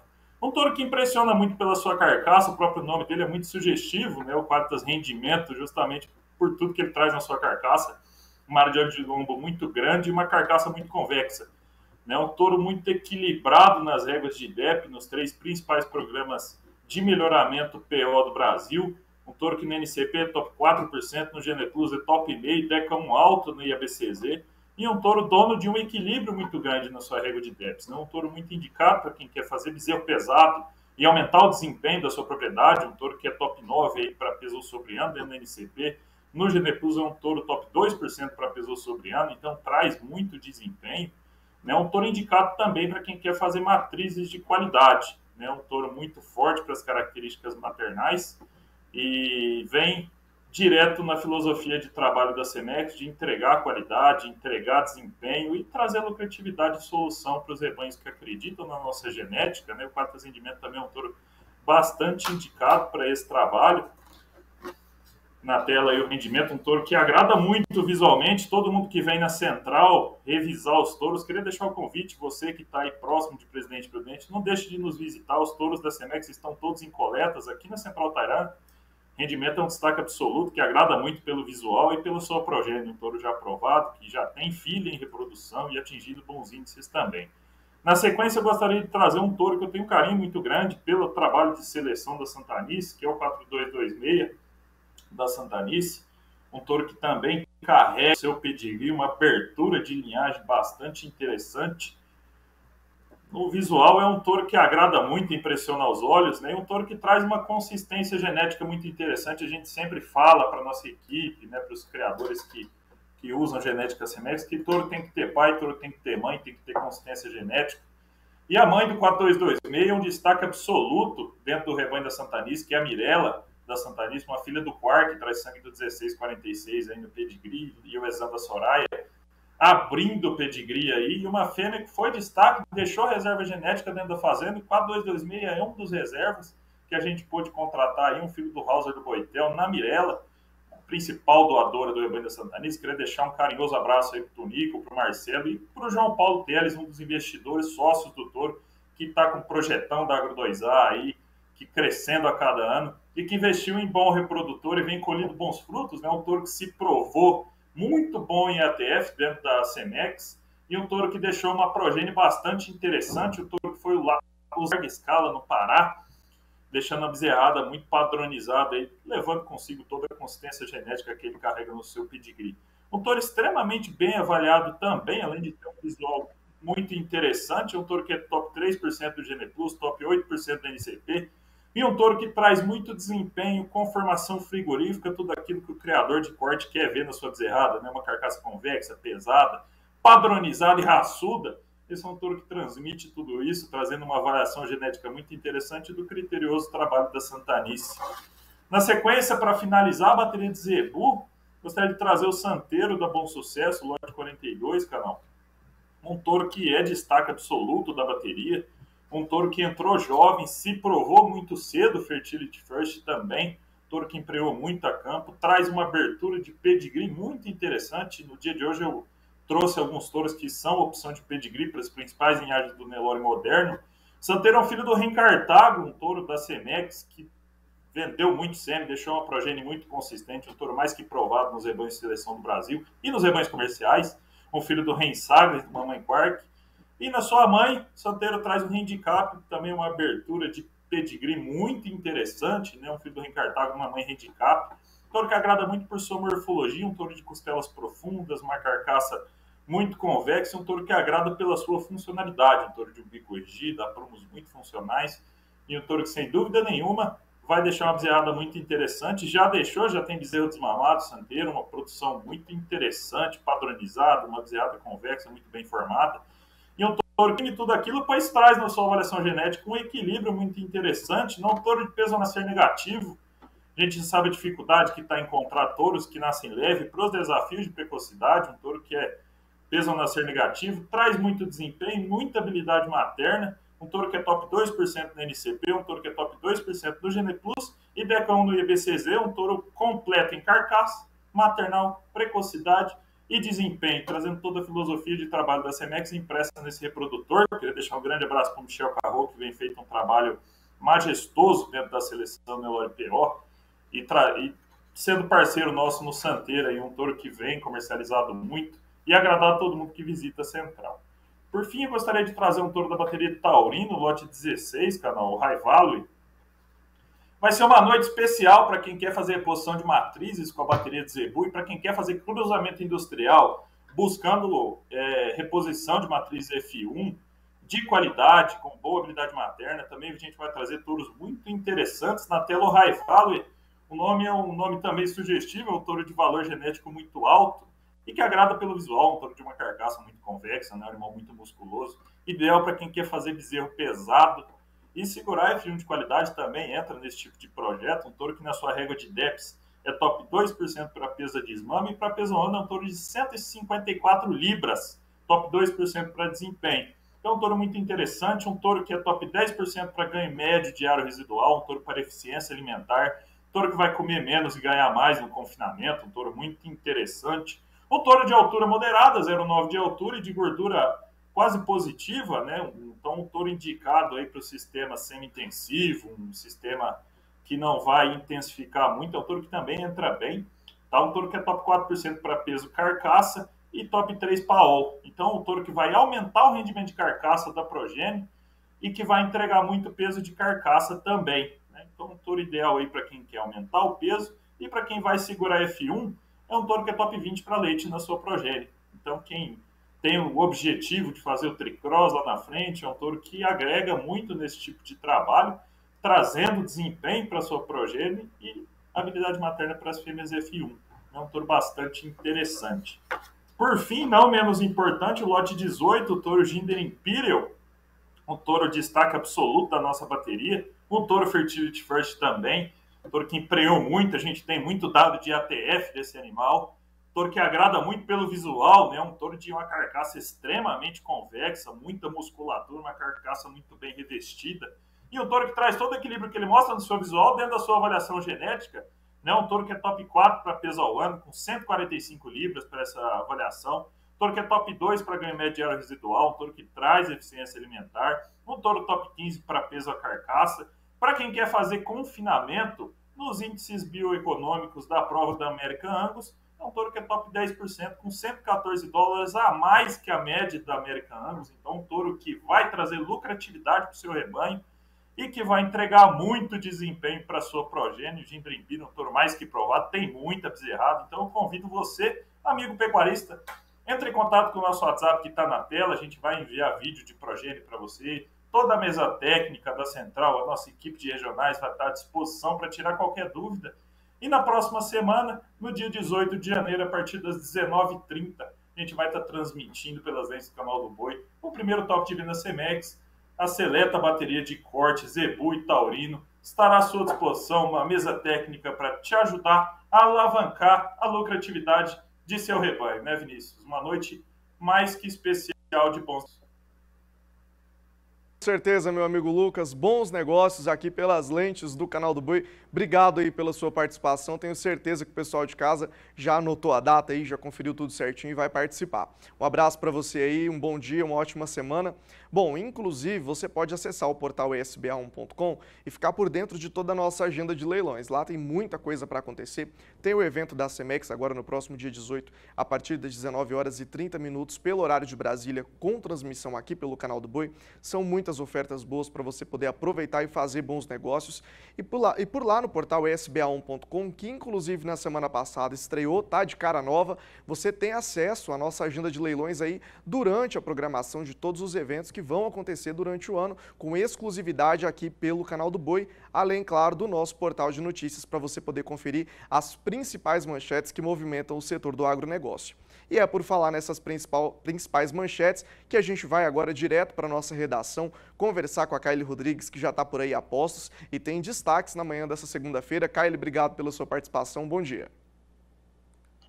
Oi, Vinícius. Bom dia a você, bom dia para todo mundo. Olha só, Vinícius, já começa esse direto da redação, a primeira informação bem importante para os agricultores, porque os produtores de soja aqui de Mato Grosso do Sul têm até o dia de hoje para informarem à Agência Estadual de Defesa Sanitária Animal e Vegetal, a IAGRO, área plantada para o devido registro.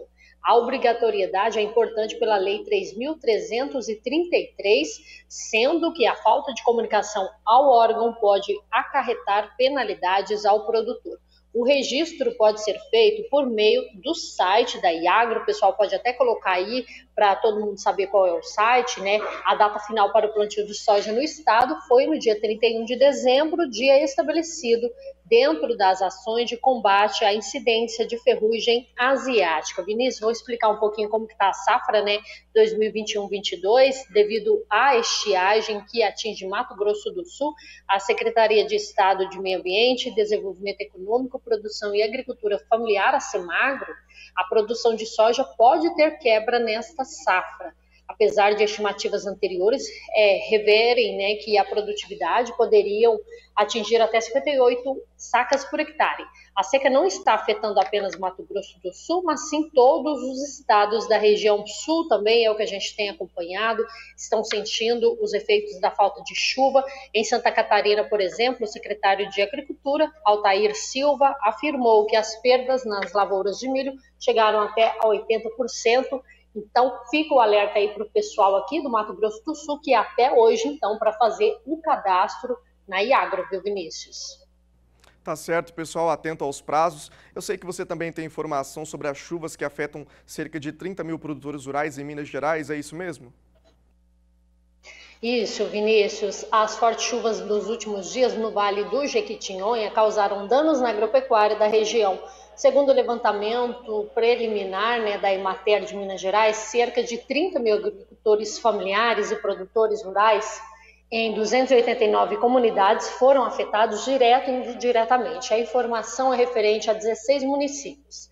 As causas do que estão vendo na região foram a ocorrência de inundações altas, né, alta pluviosidade e má distribuição de chuva, associada a outros fatores da natureza climatológica. É o que se diz, né, a coordenadora técnica regional da Emater de Minas Gerais, Joselaine Ferreira Lopes. Os principais segmentos impactados pelo excesso de chuva foram a pecuária leiteira e de corte também a agricultura, né? E aí nós seguimos acompanhando tudo, a situação está bem complicada por lá, né, Vinícius, é o que a gente tem visto, fator ruim também ali na Bahia, agora indo para Minas Gerais, e nós, é claro, seguimos tudo, acompanhando, e o alerta para os agricultores, para os pecuaristas mesmos, né, e ficar bem ligado nessa informação, né, para não ser pego de surpresa. Vinícius, volto com você no estúdio. Outras informações estão no nosso portal sba1.com. Valeu, Kaile, obrigado pela sua participação, uma ótima semana para você. Pois é, esse assunto tem tirado o sono de muita gente, né? Porque essa chuva mais intensa ali na região do estado de Minas, também pela Bahia, pelo estado goiano, isso está trazendo muitas prejudicialidades para os produtores. O pessoal está bastante preocupado. Já são cerca de 30 mil produtores, como a Kaile disse, ali no estado mineiro, passando por essa situação. E a gente vai acompanhando de perto e a qualquer momento traz mais informações desses assuntos para vocês. Vou falar sobre as cargas de trigo que estavam paradas no Porto de Santos e foram liberadas. A demora na liberação do trigo decorre da operação padrão deflagrada pelo movimento dos fiscais federais agropecuários e fiscais da Receita Federal que reivindicam reajuste salarial. Direto da Bolsa Brasileira de Mercadorias, Walter Puga Júnior tem informações na manhã dessa segunda. Puga, bom dia para você. Bom dia a você, bom dia a todos, Vinícius. Aquelas cargas que estavam retidas no Porto de Santos, paradas nos navios, né? Elas foram liberadas Ainda na sexta-feira, a informação é da Abitrigo, Associação Brasileira da Indústria do Trigo. Segundo a Abitrigo, todos os processos que estavam pendentes no Ministério da Agricultura envolvendo o trigo, eles foram aprovados. A associação estima que aproximadamente 100 mil toneladas de trigo estavam paradas no porto, aguardando liberação para uso, né, das indústrias no país. O produto chegou em 3 navios e foi importado por 3 moinhos de São Paulo. Agora, a normalização ocorre em meio à Operação Tartaruga e dos fiscais federais agropecuários que se mobilizam por melhores salários, né? Desde dezembro, os auditores passaram a ser mais rigorosos nos procedimentos, isso atrasa e dificulta a análise dos despachos, como se sabe. Agora, a Receita Federal é uma outra preocupação da indústria de trigo que importa, né, trigo de outros países. A preocupação agora é justamente com a vistoria da Receita Federal, já que os auditores também atuam em operação padrão desde o dia 23 de dezembro, conforme fontes do setor. Um executivo ouvido pelo jornal Estado de São Paulo, de um representante de um moinho de São Paulo, que importou parte dessa carga que estava retida lá, explica que o Ministério deferiu a licença de importação do cereal que estava sendo descarregado em silos alfandegários. Agora, o processo agora segue para a Receita Federal e depende ainda de aprovação da Receita Federal. Mas falando de trigo, há uma outra preocupação com quem trabalha com trigo. É que a alta do custo de produção pode frear até investimentos no plantio agora em 2022. Esse aumento no custo de produção, preços elevados dos insumos agropecuários, serão fatores aí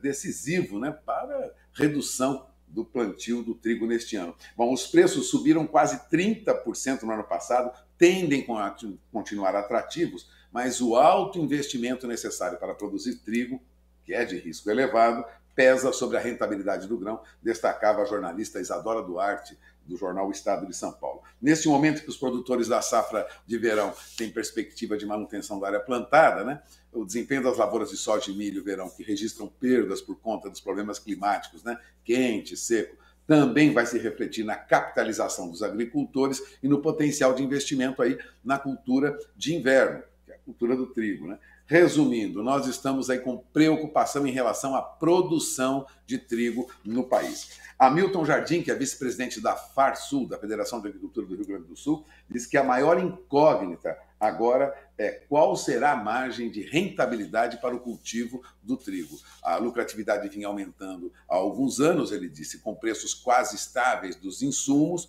e aumento do valor recebido pelo trigo. Agora o produtor está vendo essa margem diminuir. Portanto, há aí uma preocupação com a rentabilidade do cultivo do trigo. E para encerrar, uma outra preocupação dos produtores de trigo é que a Bolsa lá de Buenos Aires projeta a colheita recorde de trigo na Argentina. O volume deverá chegar a pelo menos 21 milhões e 800 mil toneladas, segundo a Bolsa de Cereais de Buenos Aires. Esperava-se recentemente, começo de dezembro, uma produção de 21 milhões de toneladas. Agora, até o Ministério da Agricultura da Argentina já estima que pode chegar aí até 22 milhões de toneladas. Produção recorde na Argentina significa oferta maior no mercado, preços sob pressão. É com você, Vinícius. Valeu, Pulga, obrigado pela sua participação. De olho na informação, né, para saber como ficam todas essas situações. Daqui a pouco o Pulga volta com mais informações que movimentam o agro na manhã dessa segunda-feira. Vamos para mais um intervalo comercial. Lembrando a você que a gente está disponível também para ser assistido lá pelo Facebook. Basta digitar Canal do Boi, portal sba1.com. Também dá para acompanhar a nossa transmissão ao vivo. Além, claro, da Parabólica, NET e Claro TV, canal 190 e 690. Aos finais de semana, o Agrocanal pela Sky Canal 241. Dá para você acompanhar também toda a nossa programação. Não sai daí que daqui a pouco eu volto com mais informações. Estamos de volta com o Bom Dia Produtor, imagens ao vivo de Pontes e Lacerda, lá no Mato Grosso. Nesse momento, o céu está nublado com chuvas, viu? O volume de chuvas previsto para hoje é de 20 milímetros e a temperatura deve oscilar entre a mínima de 22 graus e a máxima de 27 graus. Aproveitar para mandar um abraço para o pessoal de toda a região que sempre está ligado aqui na programação do Canal do Boi. Vou dando sequência com o Bom Dia Produtor, agora a gente segue para a nossa redação mais uma vez para conferir agora o destaque do portal sba1.com com o Douglas Silvério. Douglas, bom dia para você, seja bem-vindo. Bom dia para você, Vinícius. Bom dia para todos que acompanham a nossa programação. O primeiro destaque que eu trago para vocês é que a produção de veículos cresceu 11,6% em 2021, segundo informações divulgadas na sexta-feira pela Associação Nacional de Fabricantes de Veículos Automotores. No ano passado foram fabricadas mais de 2.200.000 unidades de veículos. A fabricação em dezembro ela cresceu 0,8% em relação ao mesmo período em 2020, com a montagem de 200,9 mil unidades. As vendas elas subiram 3% ao longo do ano passado, com a comercialização aí de 2,12 milhões de unidades. Apesar da alta, em dezembro houve uma queda de 15,1% na comparação com o mesmo mês em 2020, com o comércio aí de 206 mil unidades de veículos. As exportações elas registraram um aumento de 16% em 2021, ante ao ano anterior, em comparação aí com 2020, com o embarque de 376 mil unidades. Para 2022, a Anfávia prevê aí uma alta de 8,5% nas vendas e 9,4% na produção e de 3,6% das exportações. E a notícia completa ela está disponível lá no nosso portal sba1.com.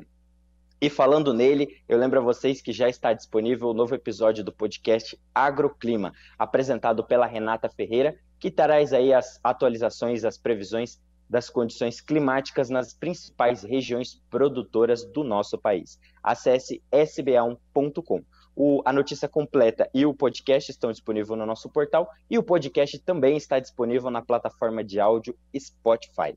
Com isso eu encerro a minha participação. É com você, Vinícius. Valeu, Douglas. Obrigado pela sua participação. Ótima semana para você. E agora a gente segue para o Agroclima. Mais uma vez a Renata Ferreira chegando por aqui com as principais informações do tempo.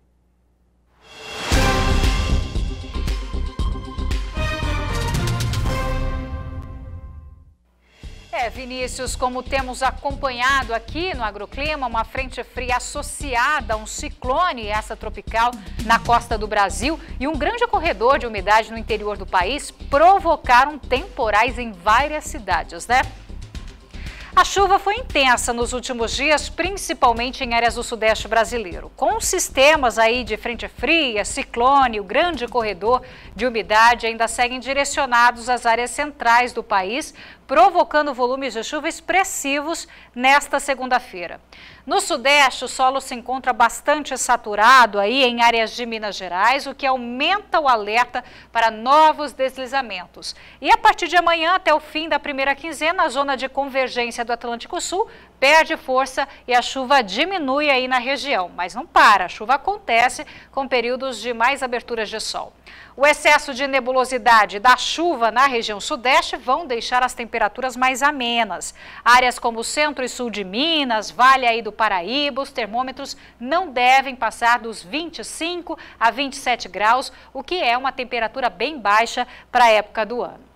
No norte, a situação do rio Tocantins continua preocupante. O nível do rio já subiu mais de 10 metros acima do normal e a previsão é de mais chuva para essa semana. Mais de 50 milímetros entre o Tocantins, Pará e também sul do Maranhão. Na próxima semana, a chuva começa a diminuir no sul do Tocantins e as pancadas se tornam mais irregulares. A chuva diminui neste período, anima os produtores que conseguem aí retomar as atividades em campo. Já entre o sul do Amazonas, Rondônia e Acre, a chuva aumenta. No centro-oeste, atenção para o estado de Mato Grosso, a chuva é persistente, especialmente na faixa leste e também norte do estado, que deve aí paralisar momentaneamente os trabalhos de colheita aí na região. Em Mato Grosso do Sul até chove com algumas trovoadas, mas a chuva ainda é irregular. Entre os dias 15 e 21 de janeiro, a chuva diminui por Goiás e também Mato Grosso. Nessa segunda quinzena, a situação fica mais favorável ao retorno das atividades em campo e à colheita aí da soja na região. A chuva começa a perder força também em meados desta semana sobre o oeste da Bahia e os acumulados se tornam mais baixos, até 30 milímetros. E para os próximos 15 dias, boa notícia aos produtores de soja da região de Luiz Eduardo Magalhães, na Bahia. Além da diminuição da chuva, também há maior período de céu aberto e também insolação. Até o dia 21 de janeiro, não há previsão de chuva volumosa desde o Rio Grande do Norte até a Bahia. Já entre Maranhão e Ceará, um outro sistema de verão, conhecido como Zona de Convergência Intertropical, tem provocado chuvas fortes com tempestades severas. E no sul do país, a chuva ainda deve acontecer de forma muito mal distribuída entre o leste aí de Santa Catarina, também estado do Paraná, com volumes variando entre 5 e 15 milímetros nos próximos 7 dias. Já no estado do Rio Grande do Sul, o predomínio é de tempo seco, com temperaturas muito altas e praticamente aí sem chuva.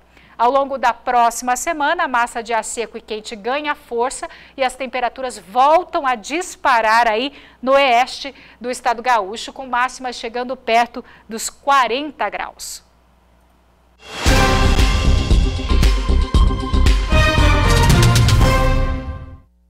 Agora chegou a sua vez aqui no Agroclima. A previsão hoje vai para o José Joaquim de Santo Anastácio, São Paulo. José, obrigada pela participação, tá? De hoje até quarta-feira, o sol alterna com pancadas de chuva. Na quinta, o tempo volta a ficar firme com predomínio de sol entre poucas nuvens. Essa outra previsão vai para Zesa, de Cajueiro, Alagoas. Agradeço mais uma vez sua participação aqui conosco. Zesa, olha só, hoje tem chuva rápida por aí. A partir de amanhã, o tempo segue nublado, com chuvas isoladas ao longo do dia. Na quinta, o sol aparece mais ainda com pancadas de chuva. E você, quer saber como fica a previsão do tempo para os próximos 4 dias aí na sua cidade? Então envie agora uma mensagem para a nossa equipe. O número é o 67-99264-7810. Estamos no aguardo, tá? Um forte abraço a você. Tchau, tchau.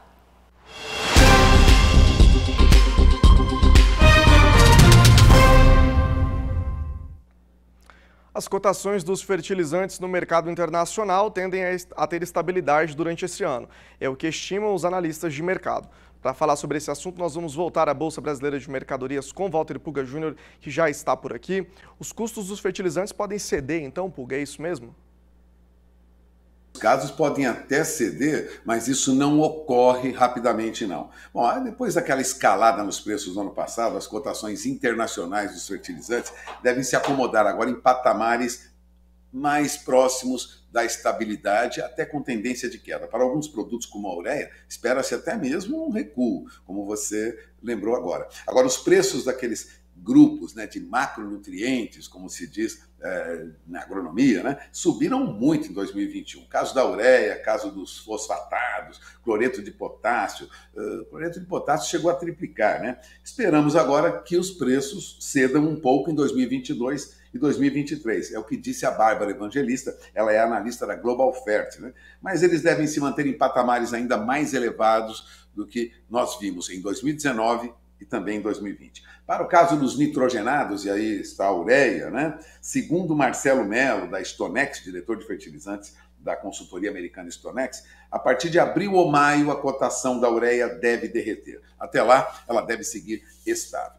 Já para o caso do potássio, que subiu 200% no ano passado, mas segue estável desde dezembro último agora, ainda poderá aumentar entre mais 10% e 20%, isso no primeiro semestre deste ano. Vai depender de como se acomodam aí as exportações da Belarus, né? Um dos principais fornecedores de potássio do mundo, que sofreu aí sanções econômicas dos Estados Unidos. Portanto, há muita preocupação. Agora, no caso de fósforo, né, que subiu 110% no ano passado, também pode ter um ajuste moderado nos preços nos primeiros meses deste ano, né? Porque a oferta global apertada agora é resultado da restrição de oferta da China, que só deve voltar ao mercado a partir de junho de 2022. Portanto, até lá, os preços tendem a uma acomodação, em alguns casos, cede um pouco, mas nada que faça voltar aos preços de 2019 2020.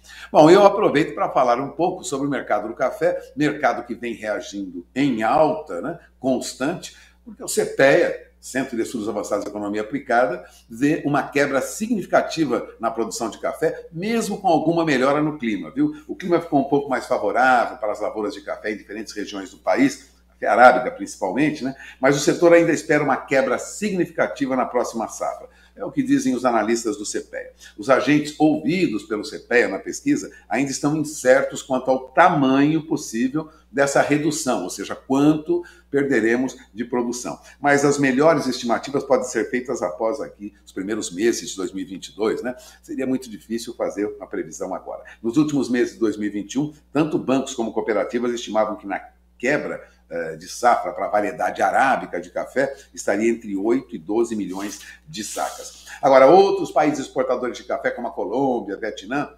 também estão preocupados com fenômenos climáticos como laninha, viu? Sobre as suas lavouras. Bom, no Vietnã, as chuvas fortes atrasaram aí a colheita de 2021, com os grãos chegando ao mercado apenas em dezembro.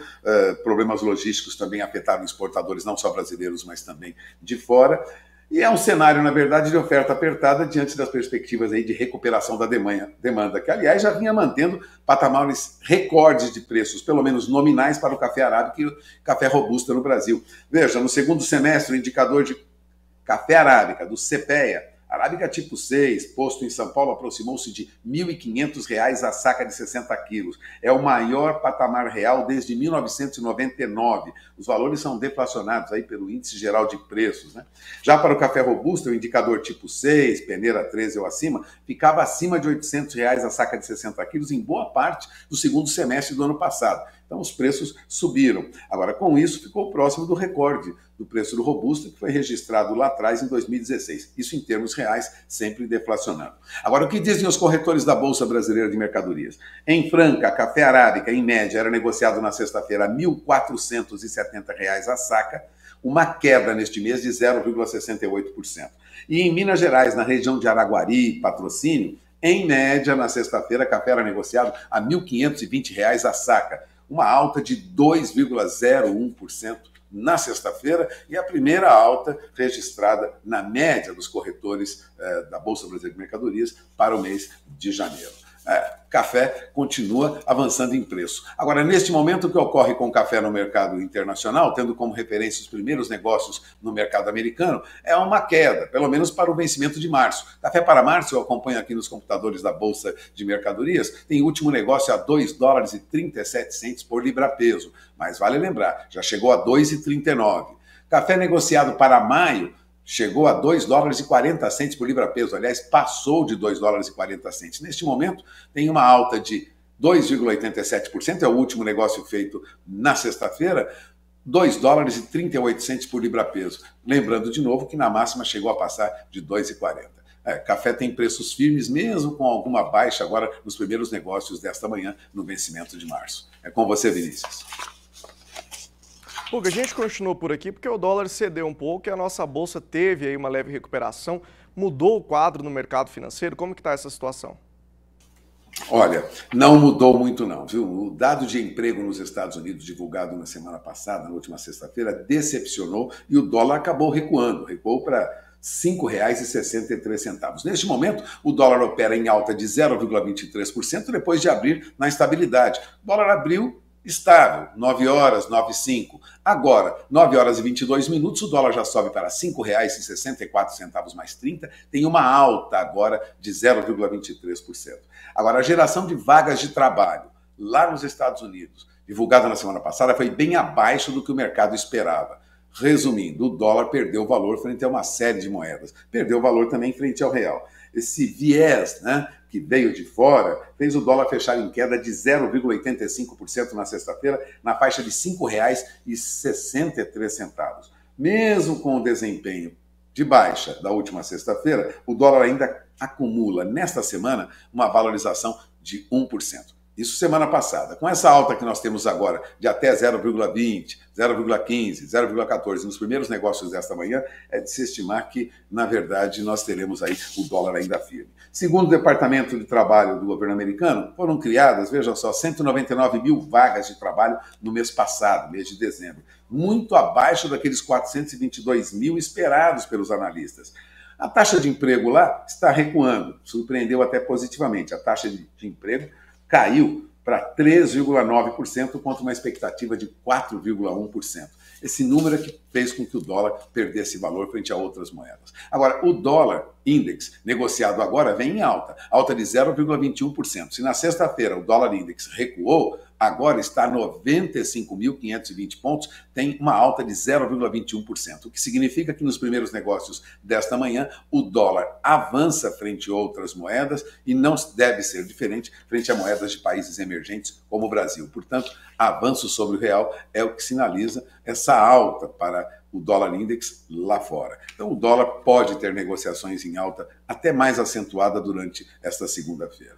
E o que acontece no mercado de bolsa? Bom, o índice Bovespa subiu, teve aí um suporte de ações de Vale, da Vale do Rio Doce, né, da companhia Vale, e de bancos, mas fechou a semana em baixa. Viu? Os agentes financeiros ainda analisam, né, os movimentos que ocorrem fora do Brasil, depois das sinalizações aí mais duras dos membros do Banco Central dos Estados Unidos, né?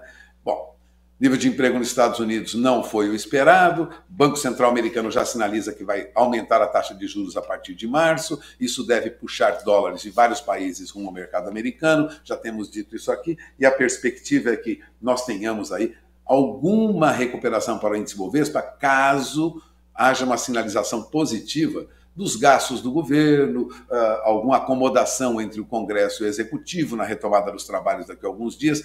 Mas vamos lembrar que na sexta-feira tivemos uma alta para o índice Bovespa. Subiu 1,14%, mas ainda não chegou aos 103 mil pontos. Ficou em 102.719 pontos, ou seja, teve uma alta? Teve. Ajudado aí por papéis da Vale, papéis de bancos, como eu disse, mas nada que mudasse aquele quadro que nós vimos. Chegou a operar, inclusive, na faixa de 101.100 pontos. O que significa que o mercado chegou a operar logo na sexta-feira, no início da manhã, ainda em baixa. Depois teve alguma reação. Mas nada que mudasse aquele quadro que nós temos de preocupação com a economia como um todo, com a retomada econômica, inclusive com preocupações agora com o avanço da Covid em diferentes países, alguns até voltando àquelas restrições que nós tínhamos 2 anos atrás. Preocupações continuam e o petróleo, enquanto isso, vai subindo. Veja, o petróleo ganhou muito na semana passada e hoje, mesmo em baixa, veja, já mudou o patamar de preço.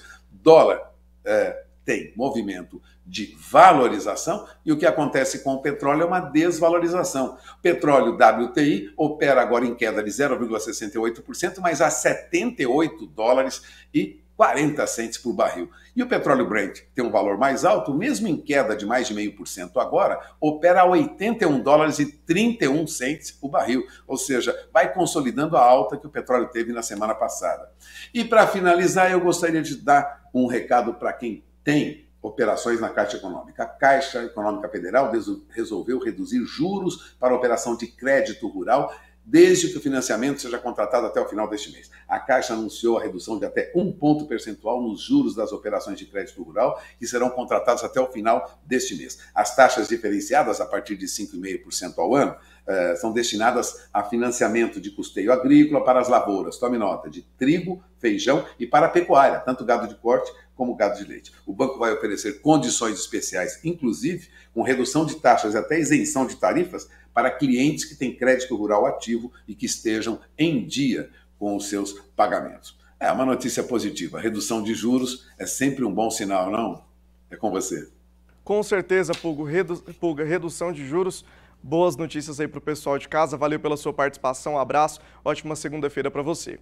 Bom, eu vou encerrar o Bom Dia Produtor, mas lembra você que amanhã a gente está de volta com mais informações que movimentam o agronegócio do Brasil. Inclusive, daqui a pouco esse programa vai estar disponível no portal sba1.com, também no canal do YouTube.